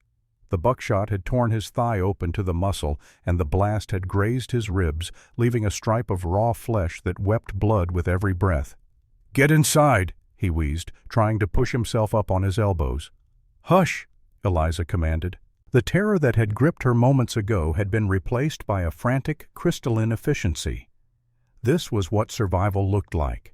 Not bravery, not heroism, just the absolute refusal to stop moving when everything depended on the next 10 minutes. She grabbed him under the arms. "Help me. You have to help me stand." It took every ounce of strength she possessed. Silas was over 200 pounds of muscle and bone, and half of that weight was dead from shock and blood loss. He got one foot under him, the good leg, and screamed through clenched teeth as she hauled him upright. They staggered together like drunks in a storm, lurching across the yard, through the door, and onto the bearskin rug before the fireplace.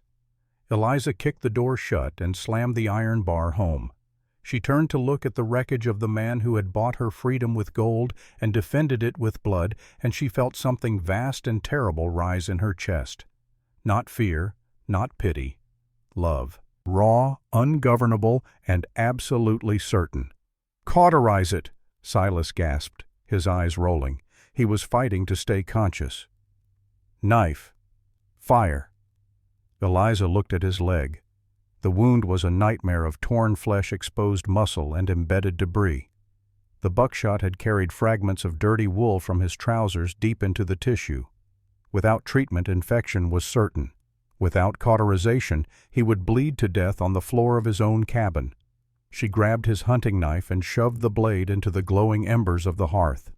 While the steel heated, she knelt beside him and placed her hand on his sweat-soaked forehead. His skin was clammy, his pulse rapid and thready beneath her fingertips. His eyes found hers and held them with a desperate intensity, as if she were the last fixed point in a world that was spinning apart. "I love you," she said. The words came out without thought, without planning, without any of the careful deliberation that Eliza Whitmore applied to every other decision in her life. They simply fell from her lips like stones from a broken wall, and once spoken they could not be taken back. Silas stared at her. For one heartbeat the pain left his face entirely replaced by an expression of pure, bewildered wonder, as if she had spoken in a language he thought he had forgotten. "Do it," he whispered. He clenched a leather strap between his teeth and closed his eyes. Eliza pulled the knife from the fire.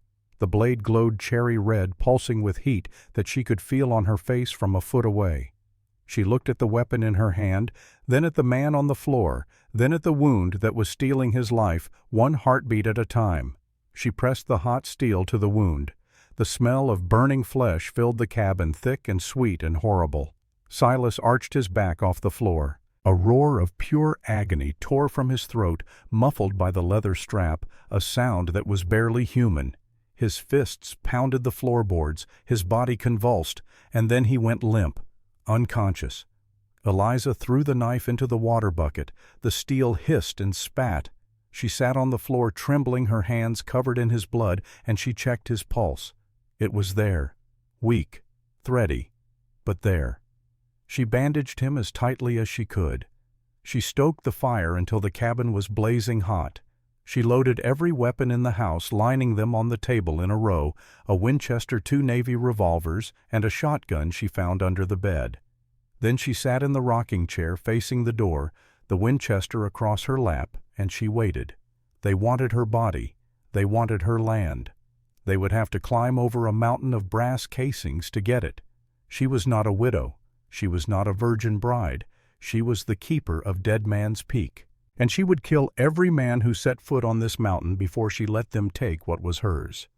The infection was a quieter killer than a bullet, but it was every bit as deadly. For 72 hours, Eliza Whitmore fought a war on 2 fronts. Outside, she watched the tree line through the shattered window, her eyes gritty with exhaustion, waiting for the return of Crane's men. Inside, she fought the fever that ravaged Silas Hargrove's body. The cauterization had stopped the bleeding, but the buckshot had driven dirty wool and debris deep into the muscle of his thigh, and the infection took hold with a speed and ferocity that terrified her. His legs swelled to grotesque proportions, the skin tight and shiny with heat. His forehead burned like a stovetop. His eyes, when they opened at all, were glazed and unfocused, staring at things that were not there. Eliza did not sleep. She could not. Every time she closed her eyes, she saw Virgil Kane's skull face exploding, or she imagined the crunch of boots on snow, the sound of men coming to finish what the enforcer had started. Silas tossed and turned on the bearskin rug, his massive body soaked in sweat. He muttered in his delirium, calling out names Eliza did not recognize, fragments of Civil War battles, commands shouted across battlefields that existed only in the tortured landscape of his memory. "Hold the line!" he screamed, once his voice cracking the silence of the cabin. "Do not fall back. Hold!" And once heartbreakingly a single name whispered with a tenderness that made her weep. "Eliza. Run. Hide." She pressed a rag soaked in icy water against his burning forehead and bent close to his ear. "I am here, Silas. I am not running." On the 4th night the fever broke. His temperature dropped, his eyes cleared. He was weak as a newborn calf, but he was lucid. Eliza nearly collapsed with relief. She fed him broth from a tin cup, spooning it past his cracked lips, and he swallowed obediently, too weak to argue. But God, it seemed, was not finished testing them. That same night, with the moon hidden behind heavy storm clouds and the mountain plunged into absolute pitch blackness, the dogs in the barn erupted into their warning bark, deep, guttural, savage, the sound of animals who have detected death approaching on two legs. Then a gunshot silenced one of the dogs. The bark cut off mid-snarl, replaced by a yelp, and then silence. Eliza slid off the rocking chair and onto the floor, blowing out the single oil lamp, plunging the cabin into total darkness. She crawled to the window and peered through the gaps in the crate wood she had nailed over the shattered frame. Torchlight flickered in the yard. 5, 6, maybe 7 men on horseback, their faces lit from below by the orange flames, turning them into demons from a woodcut illustration of hell. "Come out, Miss Whitmore," a voice bellowed. Not Crane's voice, the voice of Sheriff Buford Yates. Drunk, red-faced, slurring his words, a puppet whose strings were held by a dead man's ghost. "Come out with your hands up. You are under arrest for the murder of Virgil Kane." "He attacked us," Eliza screamed back through the boarded window, her voice cracking with fury and exhaustion. "He came here with guns. He shot first. Virgil was a deputized agent of the court. The sheriff's lie was so brazen it almost took her breath away. And Silas Hargrove is a cop killer. Send him out or we burn you out." Eliza looked back at Silas. He was conscious, pulling himself up on one elbow, his face white with effort. "Stay down," she hissed. "Give me my gun." "You cannot even hold it." She looked around the dark cabin. The walls of log and stone that had been their fortress were now their prison. If they went out, they would be hanged. If they stayed, they would burn. The trap was closing, and there was no way out. "The cellar!" Silas's voice was a thread of sound. "Trap door, under the bearskin rug, far corner." Eliza paused. She had cleaned every inch of this cabin. She had never seen a trap door. "Root cellar," Silas wheezed. "Built it when I built the cabin. Tunnel leads to the creek bed below the ridge. 200 yards. Hope surged through her like an electric current. She scrambled across the floor to the corner, throwing the heavy bearskin aside. There, cut seamlessly into the floorboards, nearly invisible in the darkness, was a hatch. She pried it open with bleeding fingernails. A draft of cold, earthy air rushed upward, smelling of damp soil and roots and the deep mineral darkness of the mountain itself. "Burn it!" the sheriff screamed from outside. A torch sailed through the upper window and landed on the bed. The dry buffalo robes caught fire, instantly erupting in a whoosh of heat and orange light that turned the cabin into an oven. Eliza did not hesitate. She grabbed Silas by the collar of his shirt and dragged him across the floor. He gritted his teeth, stifling the scream that tried to tear from his throat as his shattered leg bumped and scraped across the rough pine boards. The fire spread with terrifying speed, racing up the log walls, filling the room with choking black smoke that seared her lungs and blinded her eyes. She got him to the edge of the hatch. He practically fell in, tumbling down the earthen ramp into the darkness below. Eliza followed, pulling the heavy trapdoor shut above them just as the roof of the cabin began to groan and crack under the heat. Total darkness. Total silence, except for the muffled roar of the fire above. "Matches," Silas whispered, barely conscious. "Left wall. Shelf." Eliza fumbled blindly in the absolute black until her fingers brushed a rough wooden shelf.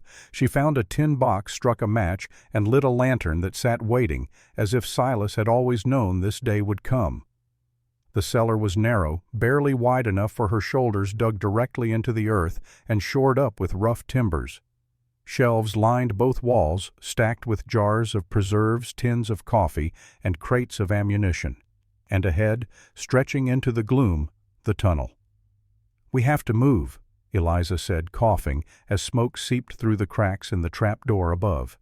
"If the house collapses, it could block the entrance." She acted as a crutch for the giant man. They moved through the tunnel, inches at a time, Eliza supporting Silas's weight, her muscles screaming, her lungs burning, her heart pounding so hard she could hear it echo off the earthen walls. It was a nightmare passage, claustrophobic and suffocating, smelling of wet soil and rotting roots. Silas was nearly dead weight, his breathing ragged, his consciousness flickering like a candle in a draught. It took them an hour to cover 200 yards.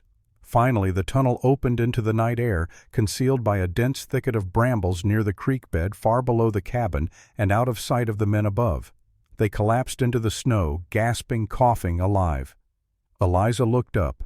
High above them on the ridge, the cabin, her home, her prison, her sanctuary, the place where she had lost her virginity and found her courage and heard the truth about her father and fallen in love with a man she was supposed to fear, was a towering column of flame.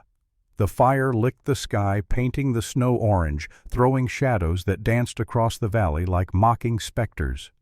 She could see the silhouettes of men on horseback circling the inferno, waiting for the screams that would never come.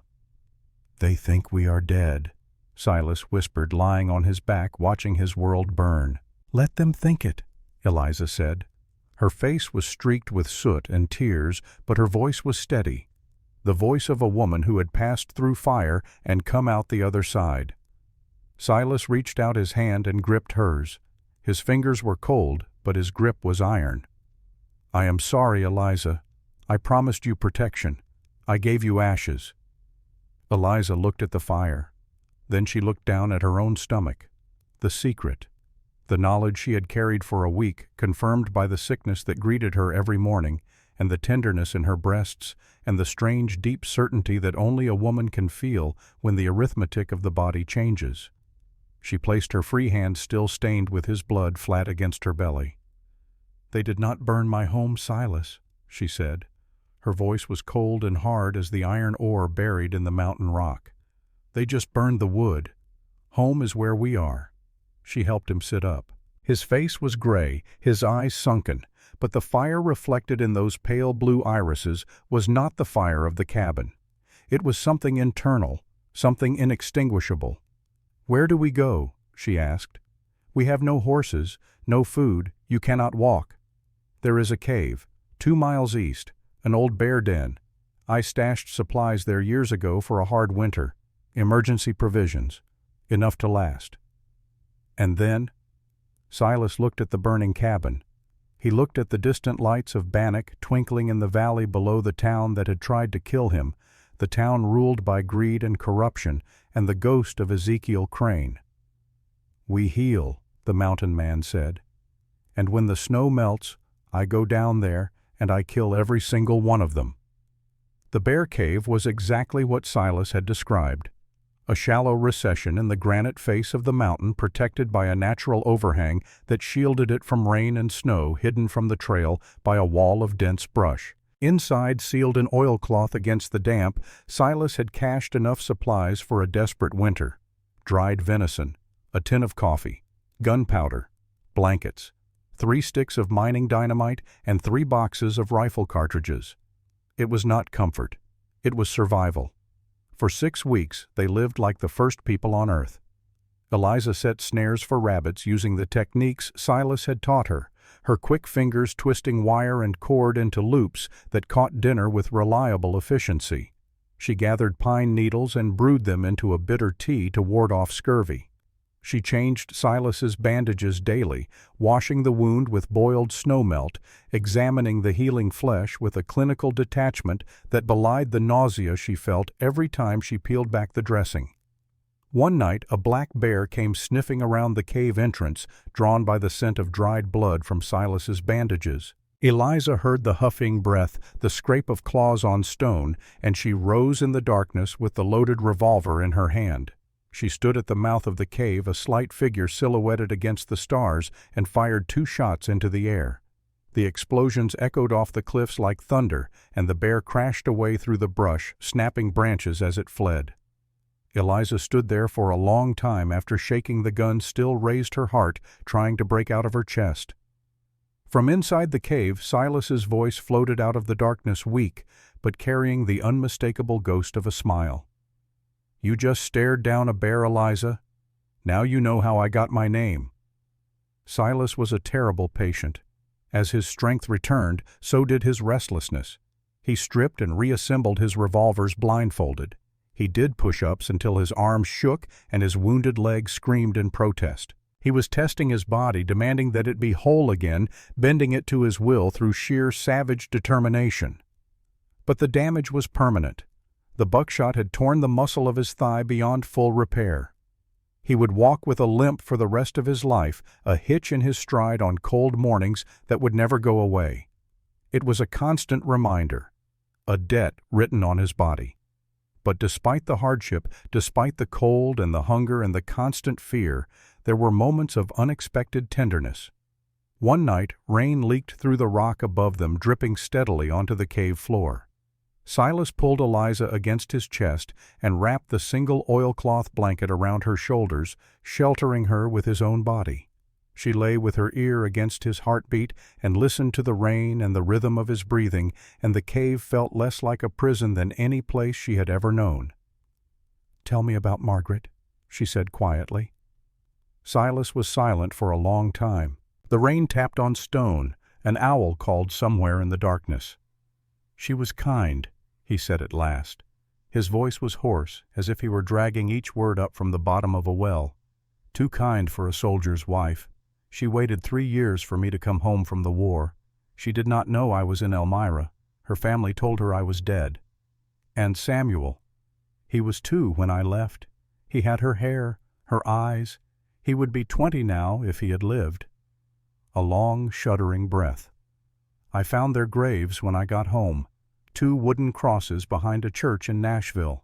No names on them, just the crosses. That is all that was left of my world." Eliza held him tighter. The rain fell harder. She thought about the photograph in the hidden box, the gentle-faced woman with the baby in her arms, and she understood something that she had not fully grasped before. She was not a replacement for Margaret. She could never be. But she was something Margaret could never be again. She was alive. She was here. She was carrying the future in her body, and the past was finally slowly being given permission to rest. "This time will be different," she whispered. "This child will know your face." Silas's entire body went rigid against hers. Child.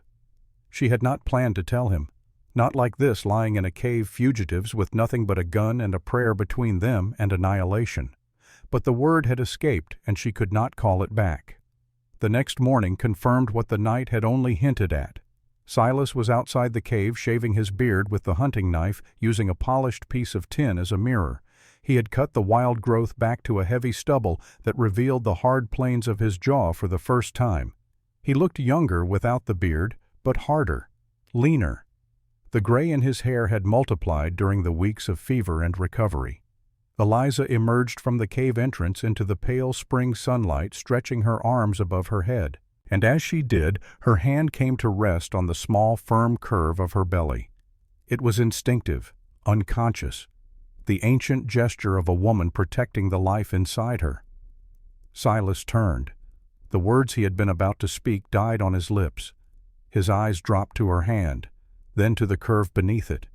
The dress she had been wearing for weeks was tight around the waist, the fabric straining against a fullness that had not been there before.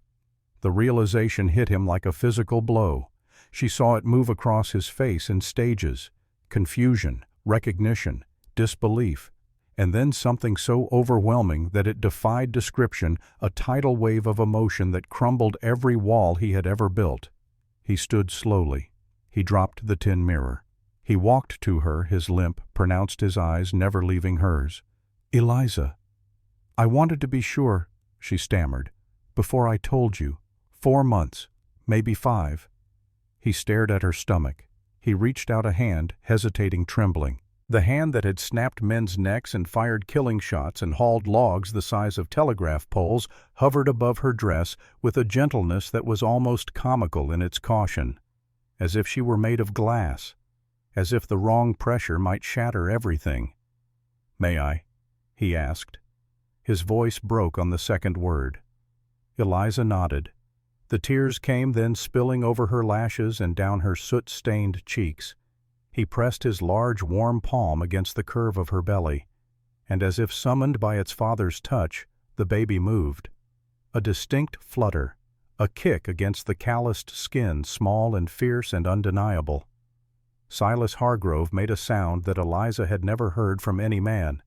Half laugh, half sob, torn from somewhere deeper than his chest, somewhere in the bedrock of his soul. He dropped to his knees in the mud. He buried his face in her stomach, wrapping his massive arms around her hips, and he held her as if she were the only solid thing in a world that was dissolving. "A son," he whispered into the fabric of her dress. "You kept your word. You kept the contract."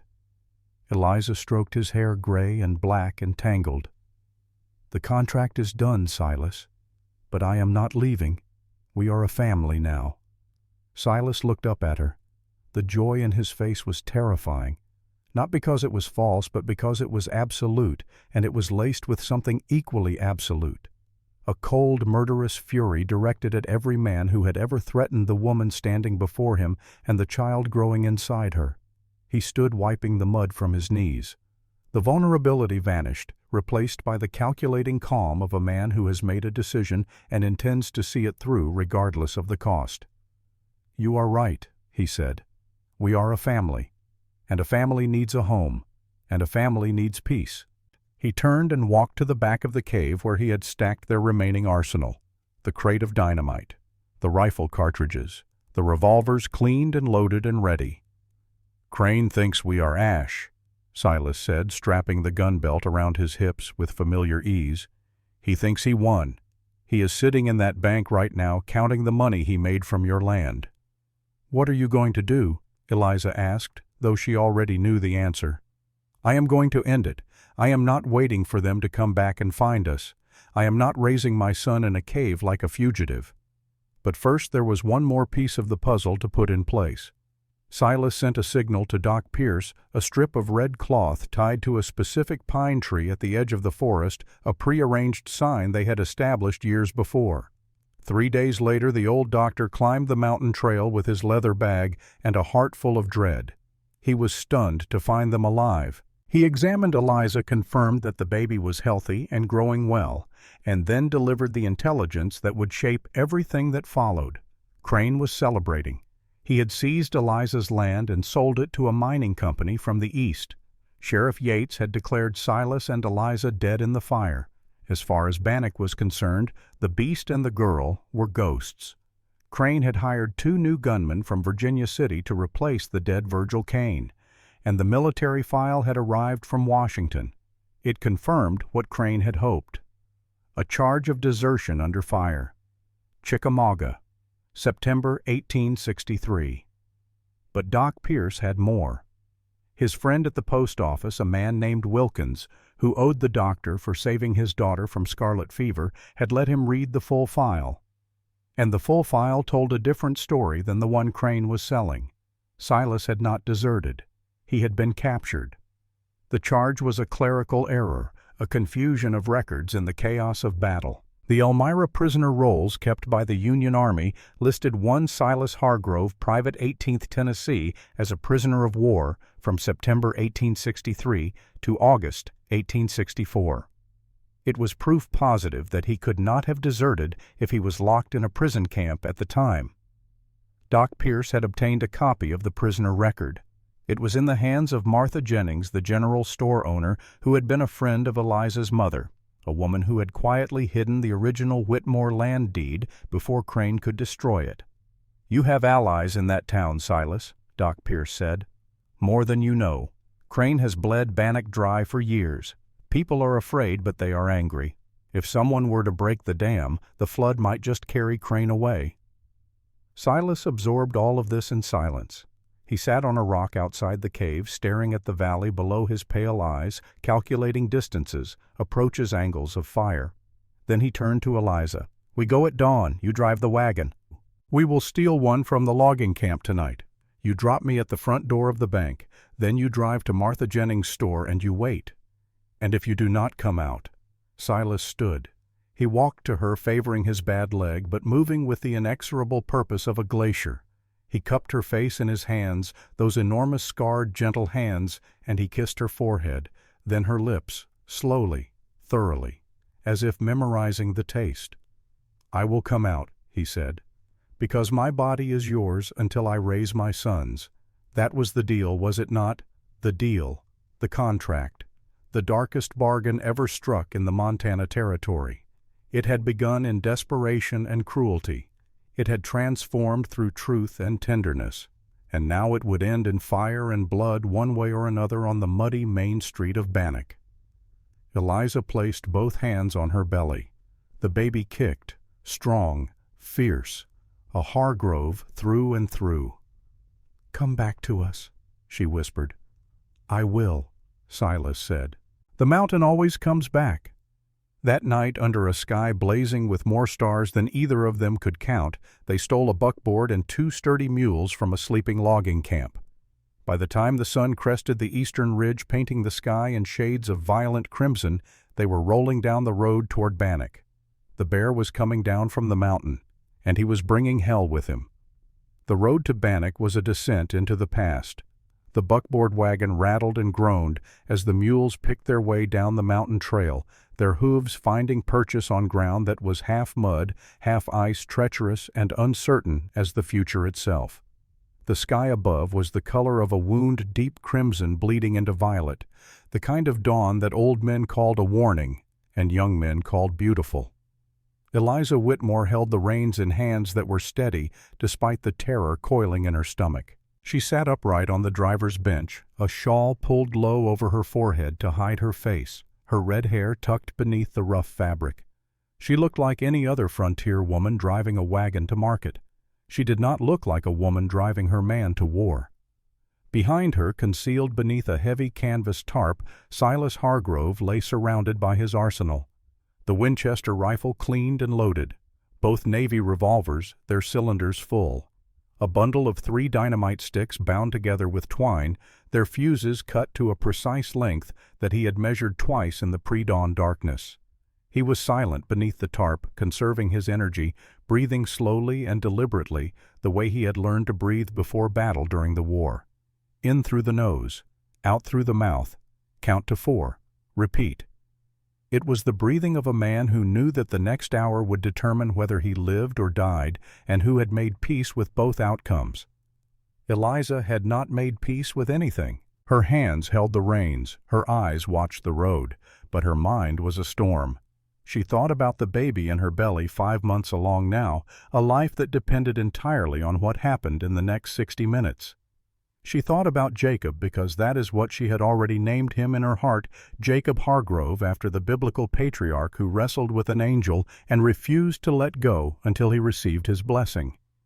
Her son would be born into a world of violence and beauty, of mountains and blood, and she would give him a name that meant struggle, because struggle was the only inheritance she and Silas had to offer. The town materialized out of the morning mist like a ghost. Bannack had not changed. The same mud streets, the same leaning buildings, the same air of exhaustion and quiet desperation that hung over mining towns like a permanent fog. Miners trudged toward the shafts with their heads down, their lunch pails swinging. Shopkeepers swept their porches with the mechanical movements of people who had long since stopped believing that sweeping would make any difference. A dog barked somewhere. A child laughed. The ordinary sounds of an ordinary morning in a town that did not yet know it was about to be torn apart. Eliza guided the mules down Main Street with deliberate calm. She passed the livery stable where old Sam Briggs was forking hay, and the old man glanced up at the wagon without recognition. She passed the Gem Saloon, its doors closed at this early hour, its windows dark. She passed the charred remains of the old sheriff's outpost at the edge of town, burned down in a dispute 2 years prior and never rebuilt because Ezekiel Crane preferred his sheriff drunk and mobile rather than anchored to a desk. But before she reached the bank, she made one stop.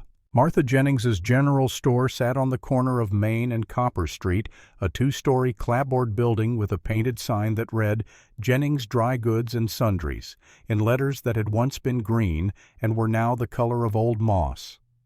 The door was propped open with a cast-iron boot scraper, and through the window Eliza could see the warm glow of oil lamps and the familiar shelves stacked with bolts of fabric, tins of beans, sacks of flour, and all the small necessities that kept a frontier town alive. Martha Jennings was sweeping the front step when the wagon pulled up. She was 55 years old, built like a barrel, with silver hair pulled back in a severe bun and eyes that missed absolutely nothing.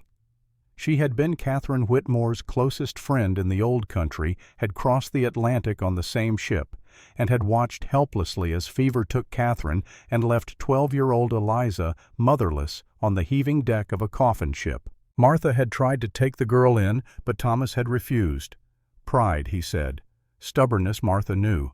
And now Thomas was dead, and Eliza was supposedly dead too, and Martha Jennings was sweeping her porch on a Tuesday morning and trying not to think about all the people she had failed to save. She looked up at the wagon. She looked at the woman on the bench. The shawl had slipped, and a strand of unmistakable red hair had fallen across the driver's forehead. Martha's broom clattered to the ground. "Lord in heaven!" The words were barely a whisper. Her hand flew to her mouth. Her eyes, which had seen decades of hardship without flinching, filled instantly with tears. "Eliza, you are alive. Martha." Eliza's voice was urgent and low. "The papers. Do you have them?"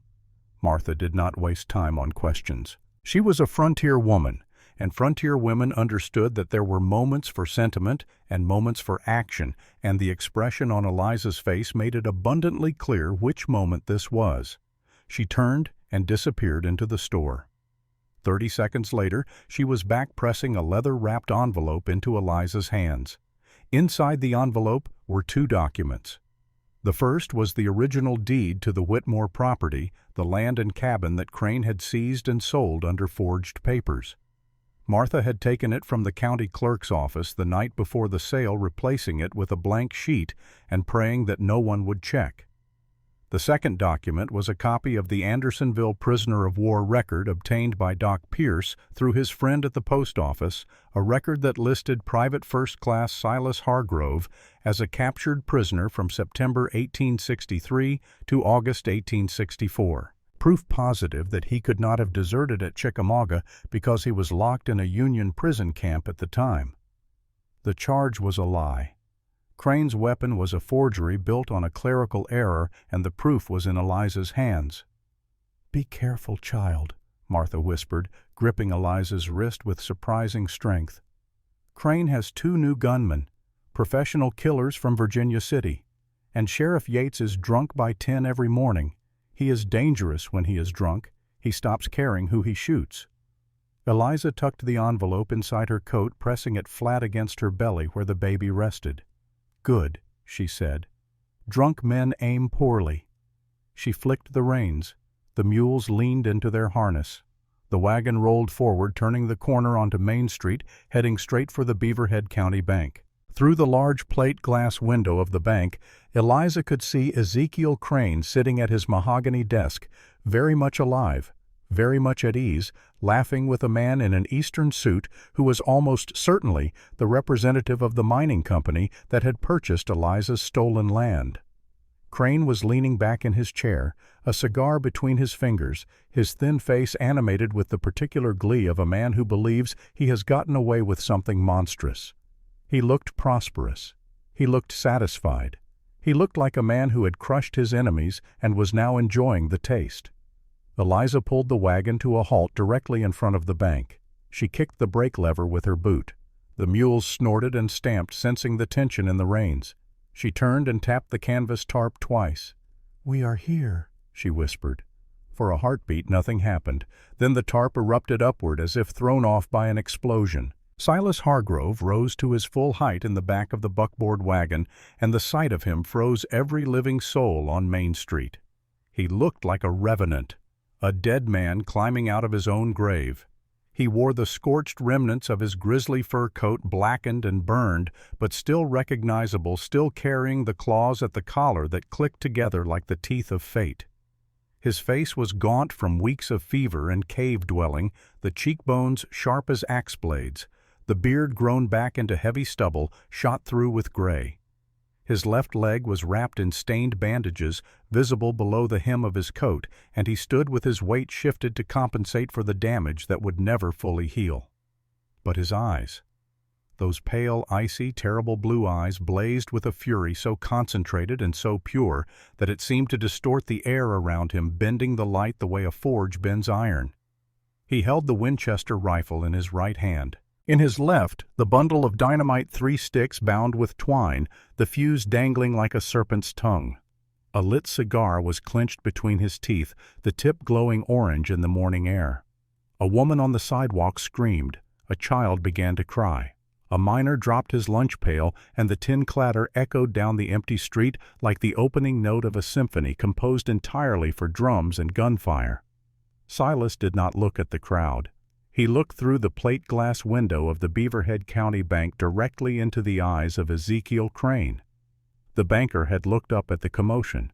The cigar had fallen from his fingers. His thin face had gone the color of old paper as he stared at the apparition in the wagon, the man he had paid to have killed the man he had burned alive, the man who was now standing in the middle of Main Street, holding enough dynamite to level a city block. "My deposit," Silas growled around the cigar. He touched the glowing tip to the fuse. It caught instantly, spitting sparks and white smoke, and with the calm, deliberate motion of a man throwing a stick for a dog, Silas hurled the bundle through the plate glass window of the bank. The window shattered. The dynamite sailed through the opening and landed with a dull thud directly on Ezekiel Crane's mahogany desk. The banker had exactly 1 second, one frozen, infinite second, to recognize the face of the man he had tried to destroy. His mouth opened. No sound came out. His hands rose in a gesture that might have been supplication or might have been defense, but was in either case entirely futile. The explosion was not merely loud. It was a physical force, a wall of compressed air and fire that punched outward from the center of the bank like the fist of an angry god. The front wall of the Beaverhead County Bank disintegrated. The mahogany desk vaporized. The plate glass windows of every building within 50 yards shattered simultaneously. A cloud of dust splinters, shattered brick, and banknotes erupted skyward, raining down on Main Street like confetti at the Devil's Parade. Where Ezekiel Crane had been sitting moments before, there was now only a smoking crater, a twisted safe that had been blown open like a tin can, and the settling dust of a tyranny that had just been demolished. Silence held the town for one heartbeat. A ringing, deafening, absolute silence in which the entire population of Bannock collectively held its breath. Then the screaming started. "Deputies!" The roar came from the gem saloon. Sheriff Buford Yates stumbled through the swinging doors, a bottle of whiskey in one hand and a pistol in the other. His face was red and swollen with drink, his badge hanging crooked on his stained vest. He stared at the smoking ruin of the bank, then at the wagon, then at the giant in the bear coat standing in the back of it like a monument to vengeance. His alcohol-soaked brain took several seconds to process what he was seeing. "Kill him!" Yates screamed, his voice cracking with rage and fear. "Kill the beast!" 3 deputies spilled from the jailhouse across the street, rifles raised. 2 more men emerged from the alley beside the saloon, the Virginia City gunmen that Crane had hired, professional killers with cold eyes and fast hands. 5 men, total armed and dangerous, converging on the wagon from 3 directions. "Get down!" Silas shoved Eliza's head below the dashboard of the buckboard. She pressed herself flat against the bench, her arms wrapped around her belly, shielding the baby with her own body. Silas did not seek cover. He did not crouch or duck or hide behind the wagon's sideboards. He stood tall in the back of the buckboard, a monolith of fury silhouetted against the morning sky, and he racked the lever of his Winchester with a sound that echoed down the street like the cocking of doom. The first deputy, a young man barely 20 who had taken the badge because it paid better than mining, raised his rifle. Silas fired first. The Winchester roared. The bullet took the deputy in the kneecap, shattering the joint, dropping him to the mud in a howling heap. Not a killing shot. Deliberate. Silas was not here to murder pawns. He was here to destroy the king. But the king was already dead, and the pawns were in the way. The second deputy fired wild, his shot going high, punching through the canvas tarp behind Silas. Silas worked the lever and fired again. The bullet struck the deputy's rifle just forward of the trigger guard, tearing the weapon from his hands and sending him scrambling into the dirt, clutching fingers that would never properly straighten again. The third deputy, older and wiser, took one look at the carnage and dropped his rifle voluntarily. He raised his hands above his head and backed slowly toward the jailhouse. He wanted no part of what was happening on Main Street, but the Virginia City men were not amateurs, and they were not cowards. They were professionals, and they had been paid in advance. The first gunman came around the corner of the general store fast and low, his revolver already raised. He fired twice. The first shot splintered the wagon's sideboards. The second clipped Silas's burned coat at the shoulder, close enough to draw a line of fire across the scorched leather, but not close enough to draw blood. Silas pivoted, ignoring the pain that screamed through his damaged leg, and fired the Winchester from the hip. The bullet caught the gunman in the meat of his right thigh, spinning him sideways. He went down hard, his revolver skittering across the frozen mud. The second gunman was smarter. He had circled wide using the cover of the buildings, and now he emerged behind the wagon, his pistol leveled at Silas's unprotected back. Silas could not see him, could not hear him over the ringing in his ears from the dynamite blast. But Eliza could. From her position below the dashboard, her cheek pressed against the rough wood of the bench, she saw the second gunman step into the street behind the wagon. She saw his arm extend. She saw the black eye of the pistol barrel pointed at the back of the man she loved. She did not think. Thinking was a luxury for people who had time, and time had just run out. She grabbed the Navy revolver that Silas had placed beneath the driver's seat. She rolled onto her side, raised the heavy weapon with both hands, and fired. The recoil kicked her wrist back and sent a shock of pain up her forearm. The bullet did not find the center of its target. It struck the gunman's right arm just below the elbow, and the impact was enough to make him scream and drop his weapon. He clutched his shattered arm and staggered backward, out of the fight, out of the story, out of the legend of the Beast of Bannock. Silas spun at the sound of the shot behind him. He saw the wounded gunman retreating. He saw Eliza lying in the footwell of the wagon, the smoking revolver in her white-knuckled hands, her green eyes blazing with a ferocity that would have made the devil himself think twice. And he understood in that instant that the frightened virgin bride who had climbed into this wagon 5 months ago was gone. She had been burned away, tempered, and hardened like steel in a forge, and what remained was something far more dangerous than anything Silas had ever been. But the fight was not over. Sheriff Buford Yates had watched his deputies fall, watched the professional gunman fail, and had arrived at the conclusion that all cowards eventually reach. If you cannot beat the man, destroy what he loves. Yates raised his pistol, not at Silas, at Eliza. "You damned witch!" The sheriff screamed, his face contorted with drunken rage, his hand shaking, but his aim close enough to matter at 15 yards. Time slowed to a crawl. Silas looked at the sheriff. He looked at the Winchester in his hands. Empty. He had fired the last round into the Virginia City gunman's leg. He did not have time to reload. He dropped the rifle. His right hand swept down to his hip and drew the second Navy revolver from its holster. The motion was so fast, so fluid, so utterly practiced that it appeared to be a single continuous movement, a blur of hand and steel and instinct honed by decades of violence. He did not aim in any conventional sense. He pointed the revolver the way a man points his finger, with the natural accuracy of a body that has performed this action 10,000 times. He fired. The bullet crossed the 15 yards between the wagon and the sheriff in less than the time it took to blink. It struck Buford Yates in the center of his chest, exactly where the tarnished badge sat pinned to his stained vest. The corrupt lawman looked down at the red bloom spreading across his shirt. His eyes went wide with the particular confusion of a man who has always assumed that his sins would catch up with him eventually, but never truly believed it would happen today. His mouth opened. A thin line of blood appeared at the corner of his lips. His legs folded beneath him, and Sheriff Buford Yates fell face first into the mud of the street he had ruled through fear and whiskey for a decade. He did not get up. Silence descended on Main Street like a curtain falling on the final act of a play. The dust settled, the smoke thinned. The echo of the last gunshot faded into the mountain air and was absorbed by the vast, indifferent sky. Silas Hargrove stood in the back of the wagon with smoke curling from the barrel of his revolver. His chest heaved. Blood seeped through the bandage on his leg where the exertion had reopened the wound. His blue eyes swept the length of the street with the cold, methodical intensity of a lighthouse beam searching for the next threat, daring it to materialize. "Anyone else?" His voice rolled down Main Street like distant thunder. "Does anyone else hold a debt against the Whitmores?" Nobody spoke. Nobody moved. The miners stood frozen in the street. The shopkeepers pressed against their door frames. The women clutched their children. The surviving deputies lay in the mud, nursing their wounds, having entirely lost their appetite for combat.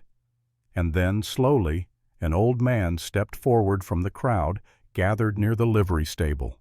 Old Samuel Briggs, 65 years old, a prospector who had been washing color out of Grasshopper Creek since before most of the people in this town were born. He had a white beard stained yellow with tobacco, a back bent by decades of bending over a sluice box, and eyes that had seen enough of human nature to fill a book that nobody would want to read. He took off his hat and held it against his chest. "I was there that night," Sam said. His voice was quiet, but in the silence of the street it carried to every ear. "At the poker table, in the Gem Saloon. I saw Thomas Whitmore bet his daughter. I heard him say the words. And I saw Ezekiel Crane accept the bet with a smile on his face. Every man at that table knew it was wrong. Every single one of us. But no one spoke up. No one said a word." He paused. His old eyes found Eliza, who had risen from the wagon's footwell and was now standing on the bench, the leather envelope clutched against her chest. "That is on us," Sam finished. "That shame belongs to every man who sat at that table and said nothing." Another man stepped forward, a miner named Hicks, 30 years old with a wife and 3 children, and a debt to Crane's bank that had kept him in virtual servitude for 5 years. He removed his hat, too. "Crane raised my interest 3 times in 2 years, Hicks said. "Every time I nearly paid it off, he changed the terms. He owned me. He owned all of us."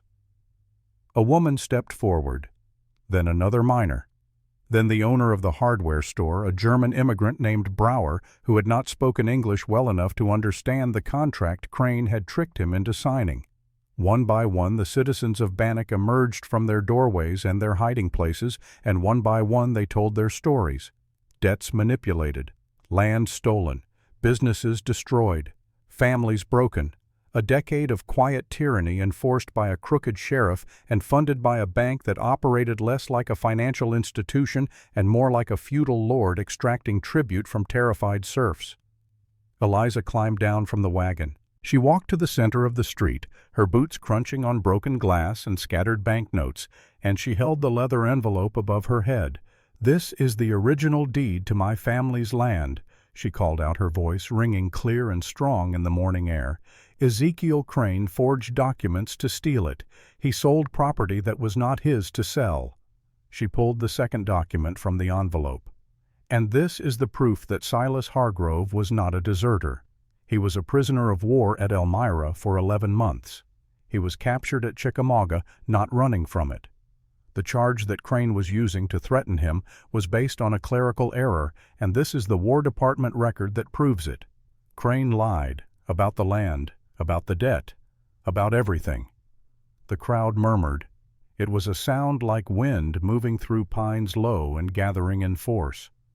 Dr. Henry Pierce pushed through the crowd, his white hair disheveled, his leather medical bag over one shoulder. He had been on his way to the bank when the dynamite went off, and his face was dusted with plaster, and his ears were still ringing.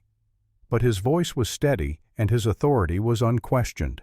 In a town without a mayor or a judge, the doctor was the closest thing Bannock had to a moral compass.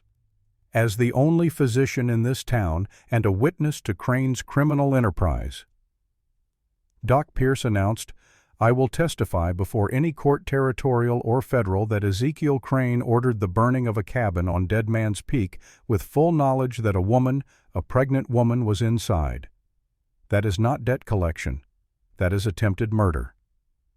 Martha Jennings appeared beside the doctor, her silver hair gleaming in the morning light, her barrel-shaped frame radiating the kind of unshakable determination that had carried her across an ocean and through a lifetime of frontier hardship.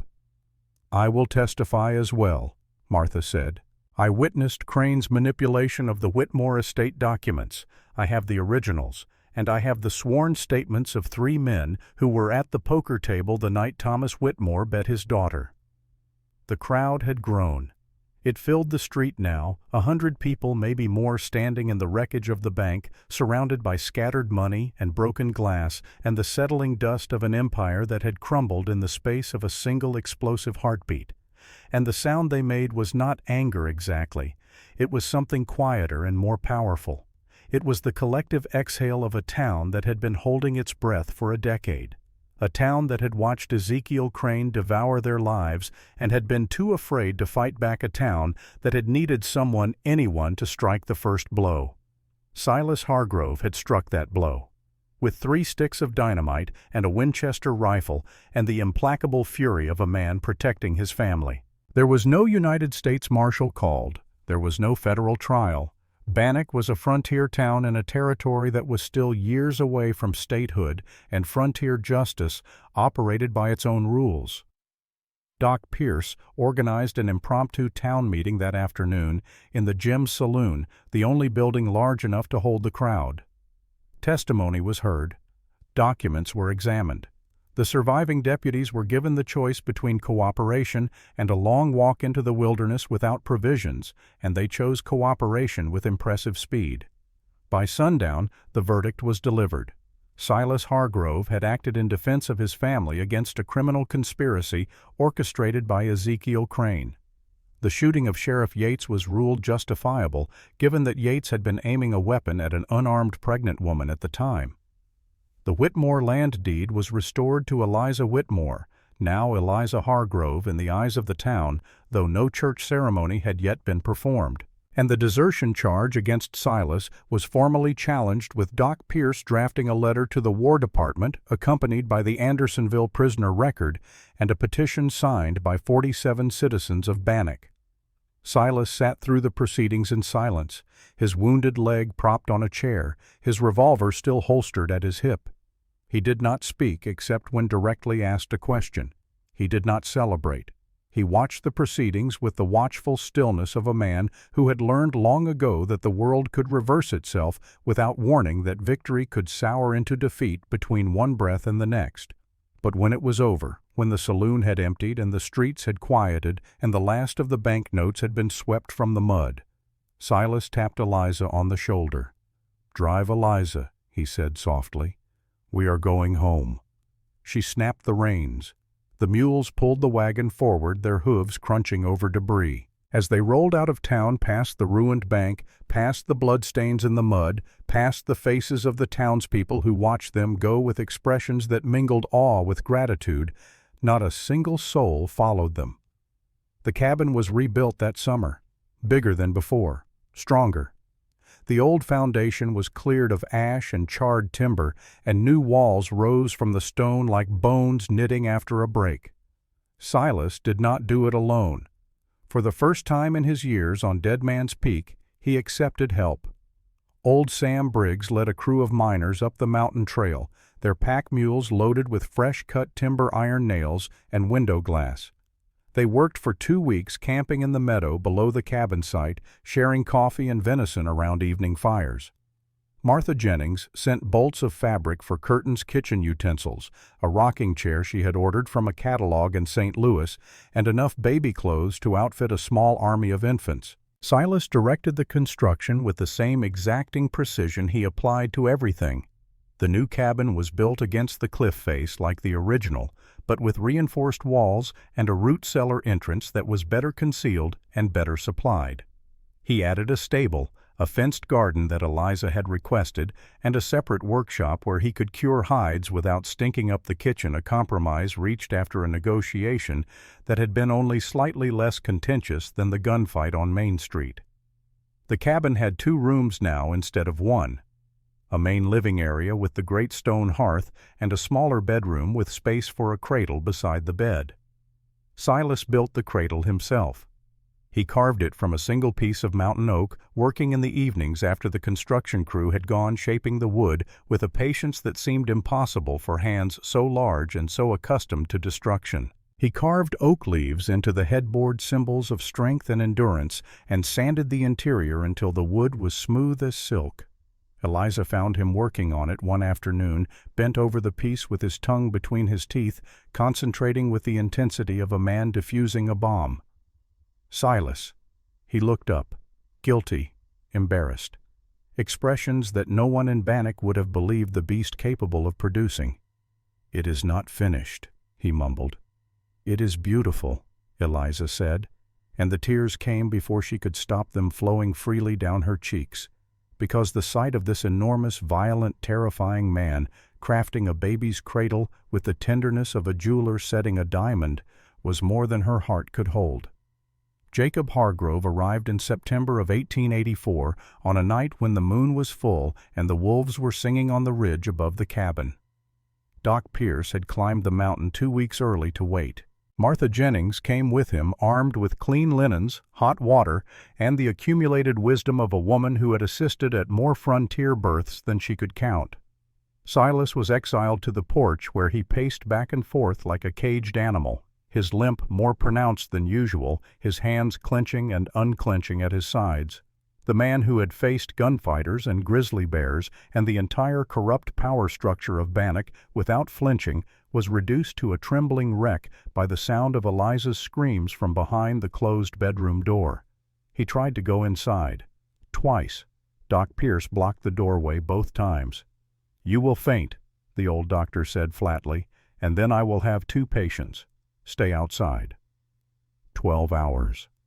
It lasted 12 hours, an eternity measured in screams and silence and the terrible stretches between when Silas convinced himself that something had gone catastrophically wrong.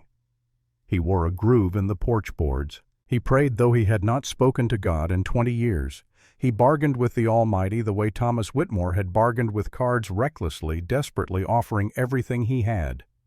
And then, just as the first light of dawn crept over the eastern ridge, a new sound cut through the mountain air. Not a scream, not a groan, a cry, thin and fierce and unmistakably triumphantly alive. Doc Pierce opened the bedroom door. His face was haggard, his sleeves rolled past his elbows, his white hair plastered to his forehead with sweat. But he was smiling. "Congratulations, Mr. Hargrove, you have a son." Silas's legs nearly gave out. He caught himself on the doorframe, his scarred hands gripping the wood hard enough to leave marks. He entered the room on unsteady legs, his limp forgotten, his eyes seeing nothing but the bed and the woman in it. Eliza lay propped against the pillows, her red hair dark with sweat, her face pale and drawn and radiant with a light that came from somewhere deeper than skin. In her arms, wrapped in the white linen that Martha had brought, was a bundle so small that it seemed impossible that it could contain an entire human life. A face red and wrinkled and furious, topped with a shock of black hair. 2 tiny fists clenched against the injustice of being expelled from paradise. Dark blue eyes that would later turn pale, icy blue, the eyes of his father. "Your son, Silas," Eliza whispered. "Jacob Hargrove." Silas knelt beside the bed. He looked at the baby with an expression that contained multitudes. Joy, terror, wonder, grief for the first son he had lost, gratitude for the second he had been given. He reached out his enormous hand, then pulled it back. "I will break him," he said. "You will not," Eliza said, and she placed the baby into his father's arms. Jacob was so small in Silas's hands that he looked like a loaf of bread cradled by a bear. The mountain man held his son with exquisite trembling care, barely breathing as if the slightest exhalation might extinguish the tiny flame of life he held. Jacob yawned. His miniature fist uncurled and wrapped around Silas's scarred index finger, gripping it with a strength that seemed to defy his size. Silas made a sound then. A sound that Eliza had heard only once before on the morning in the cave when he had learned she was pregnant. Half laugh, half sob, a sound that came from somewhere beneath language, beneath thought, from the deepest chamber of a heart that had been locked shut for 15 years and was now breaking open like ice in spring. The years that followed were the best of their lives. Caleb Hargrove was born in the spring of 1887, red-haired and green-eyed like his mother, smaller than Jacob, but twice as fierce. He emerged into the world screaming with an indignation that made Doc Pierce laugh out loud, and Silas gripped the porch railing until his knuckles turned white. Where Jacob was his father's image, dark and broad and stubborn, Caleb was pure Whitmore, all fire and fury and fearless aggression packed into a compact frame. 2 sons. The contract was fulfilled. But the contract had ceased to matter long before Caleb drew his first breath. It had become an artifact, a relic of a darker time, like a set of chains hanging on a museum wall. What had replaced it was something that neither Silas nor Eliza had expected, something that had grown between them slowly and stubbornly, like a pine tree pushing through solid rock. Not the desperate bargain of 2 strangers trapped by circumstance, but a partnership, an alliance, a love that had been forged in the same fire that had destroyed everything else, and that had emerged from the flames harder and more enduring than the mountain itself. In 1886, a letter arrived from the War Department in Washington addressed to Mr. Silas Hargrove, Dead Man's Peak, Bannock, Montana Territory. Doc Pierce carried it up the mountain himself, having intercepted it at the post office to ensure that no one else read it first. Silas opened the letter at the kitchen table while Eliza stood behind him with Jacob on her hip. He read it in silence. His face did not change. When he was finished, he folded the letter carefully and placed it inside the small wooden box beneath the floorboard, the same box that held the tintype photograph of Margaret and baby Samuel, the same box that held the tiny gold wedding ring. "The charge has been dropped," he said. "Desertion expunged from the record. I am listed as a prisoner of war. Honorable service." He paused. 20 years too late, but there it is. Eliza placed her hand on his shoulder. He covered it with his own. "It is done," he said, and she understood. He was not closing the box on the past. He was placing it on a shelf somewhere he could see it, somewhere he could remember, but no longer on his back, no longer crushing him with its weight. Margaret and Samuel would always be with him, but they would be beside him now, not on top of him. And there was room at last for the living. Dead Man's Peak. Summer, 1890. The cabin stood proud and solid against the cliff face larger than either of its predecessors, its walls weathered to a warm silver gray, its roof thick with sod that bloomed with wildflowers every spring. Virginia creeper and mountain ivy had colonized the eastern wall, softening the fortress into something that resembled, if you squinted and used a generous imagination, a home. The meadow below the house was a riot of color blue lupines and red Indian paintbrush, and yellow arrowleaf balsam root carpeting the slope in a tapestry that would have made a painter weep. Eliza stood on the porch, wiping flour from her hands onto her apron. She was 28 now. Lines of laughter were etched around her eyes, and a few threads of silver had appeared in her red hair, though whether from age or from the accumulated stress of raising 2 boys on a mountain was a matter of debate. Her face was fuller than it had been in those desperate days in Bannock, her body strong and capable, shaped by years of mountain living into something that was neither delicate nor coarse, but simply and completely alive. She looked out at the field. 2 boys were wrestling in the knee-high grass, rolling and tumbling and shouting with the boundless energy of creatures who had not yet learned that the world could be cruel. Jacob, the eldest at 6, was a carbon copy of his father. Dark hair falling across his forehead, broad shoulders that promised the same massive frame, a jaw set in permanent stubbornness. He had Silas's eyes too pale blue and startlingly intense for a child his age. He wrestled with the grim determination of a boy who took even play seriously. Caleb, barely 4, was his mother incarnate. The red hair burned like a torch in the sunlight. The green eyes sparkled with mischief.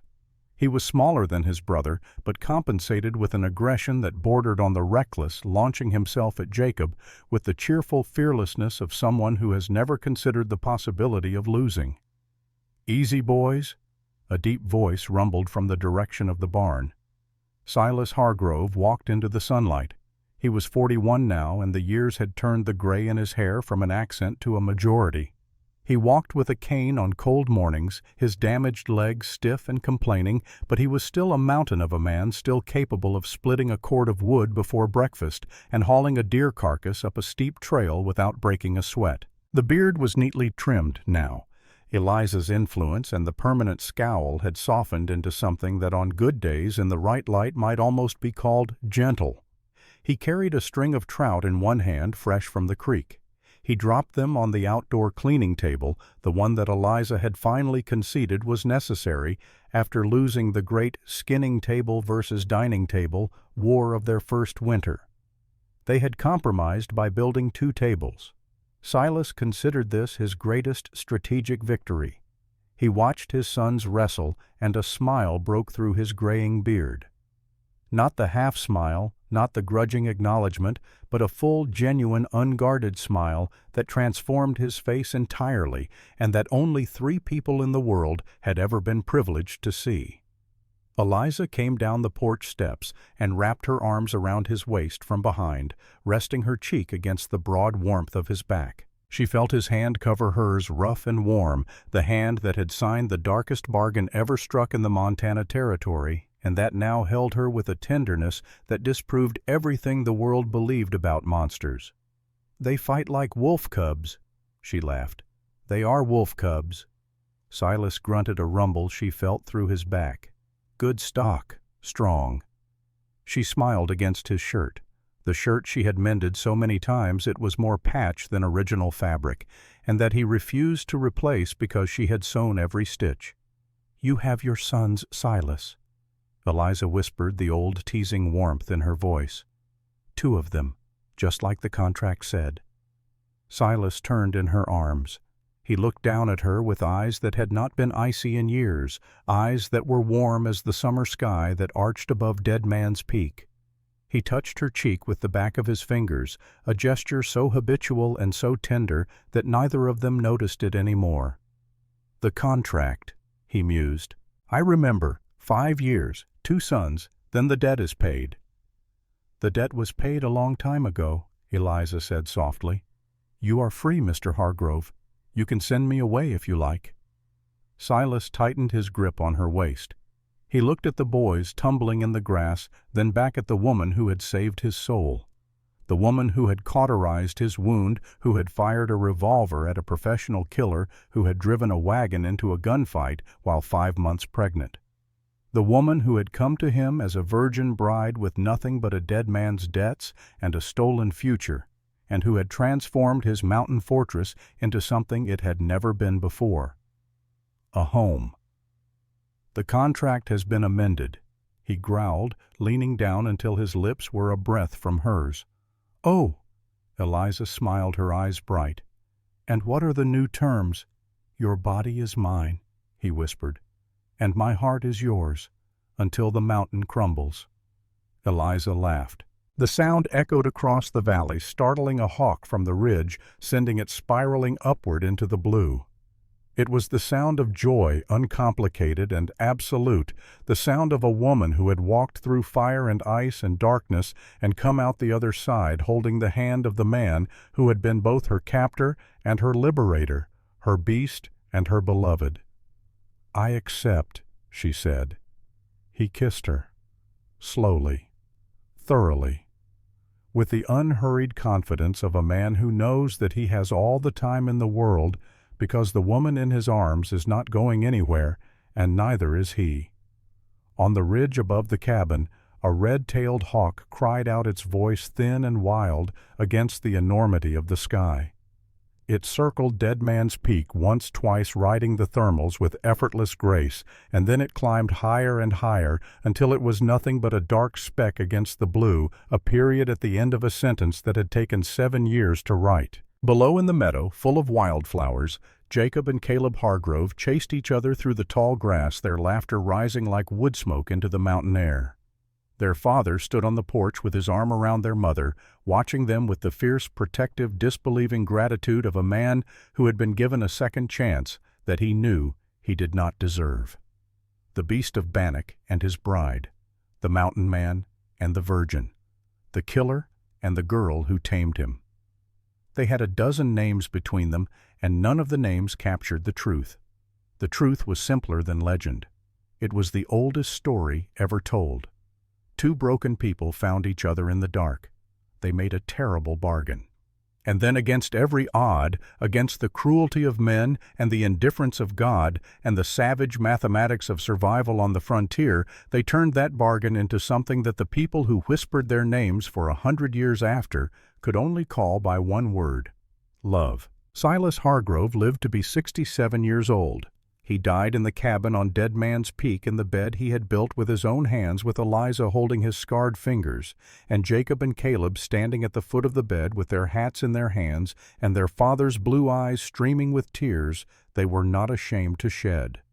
His last words were the same ones that had started it all, spoken not as an ultimatum, but as a vow. Not with the growl of a beast, but with the whisper of a man who had found after a lifetime of searching the only thing worth finding. Your body is mine, Eliza Hargrove, until the mountain crumbles. The mountain still stands.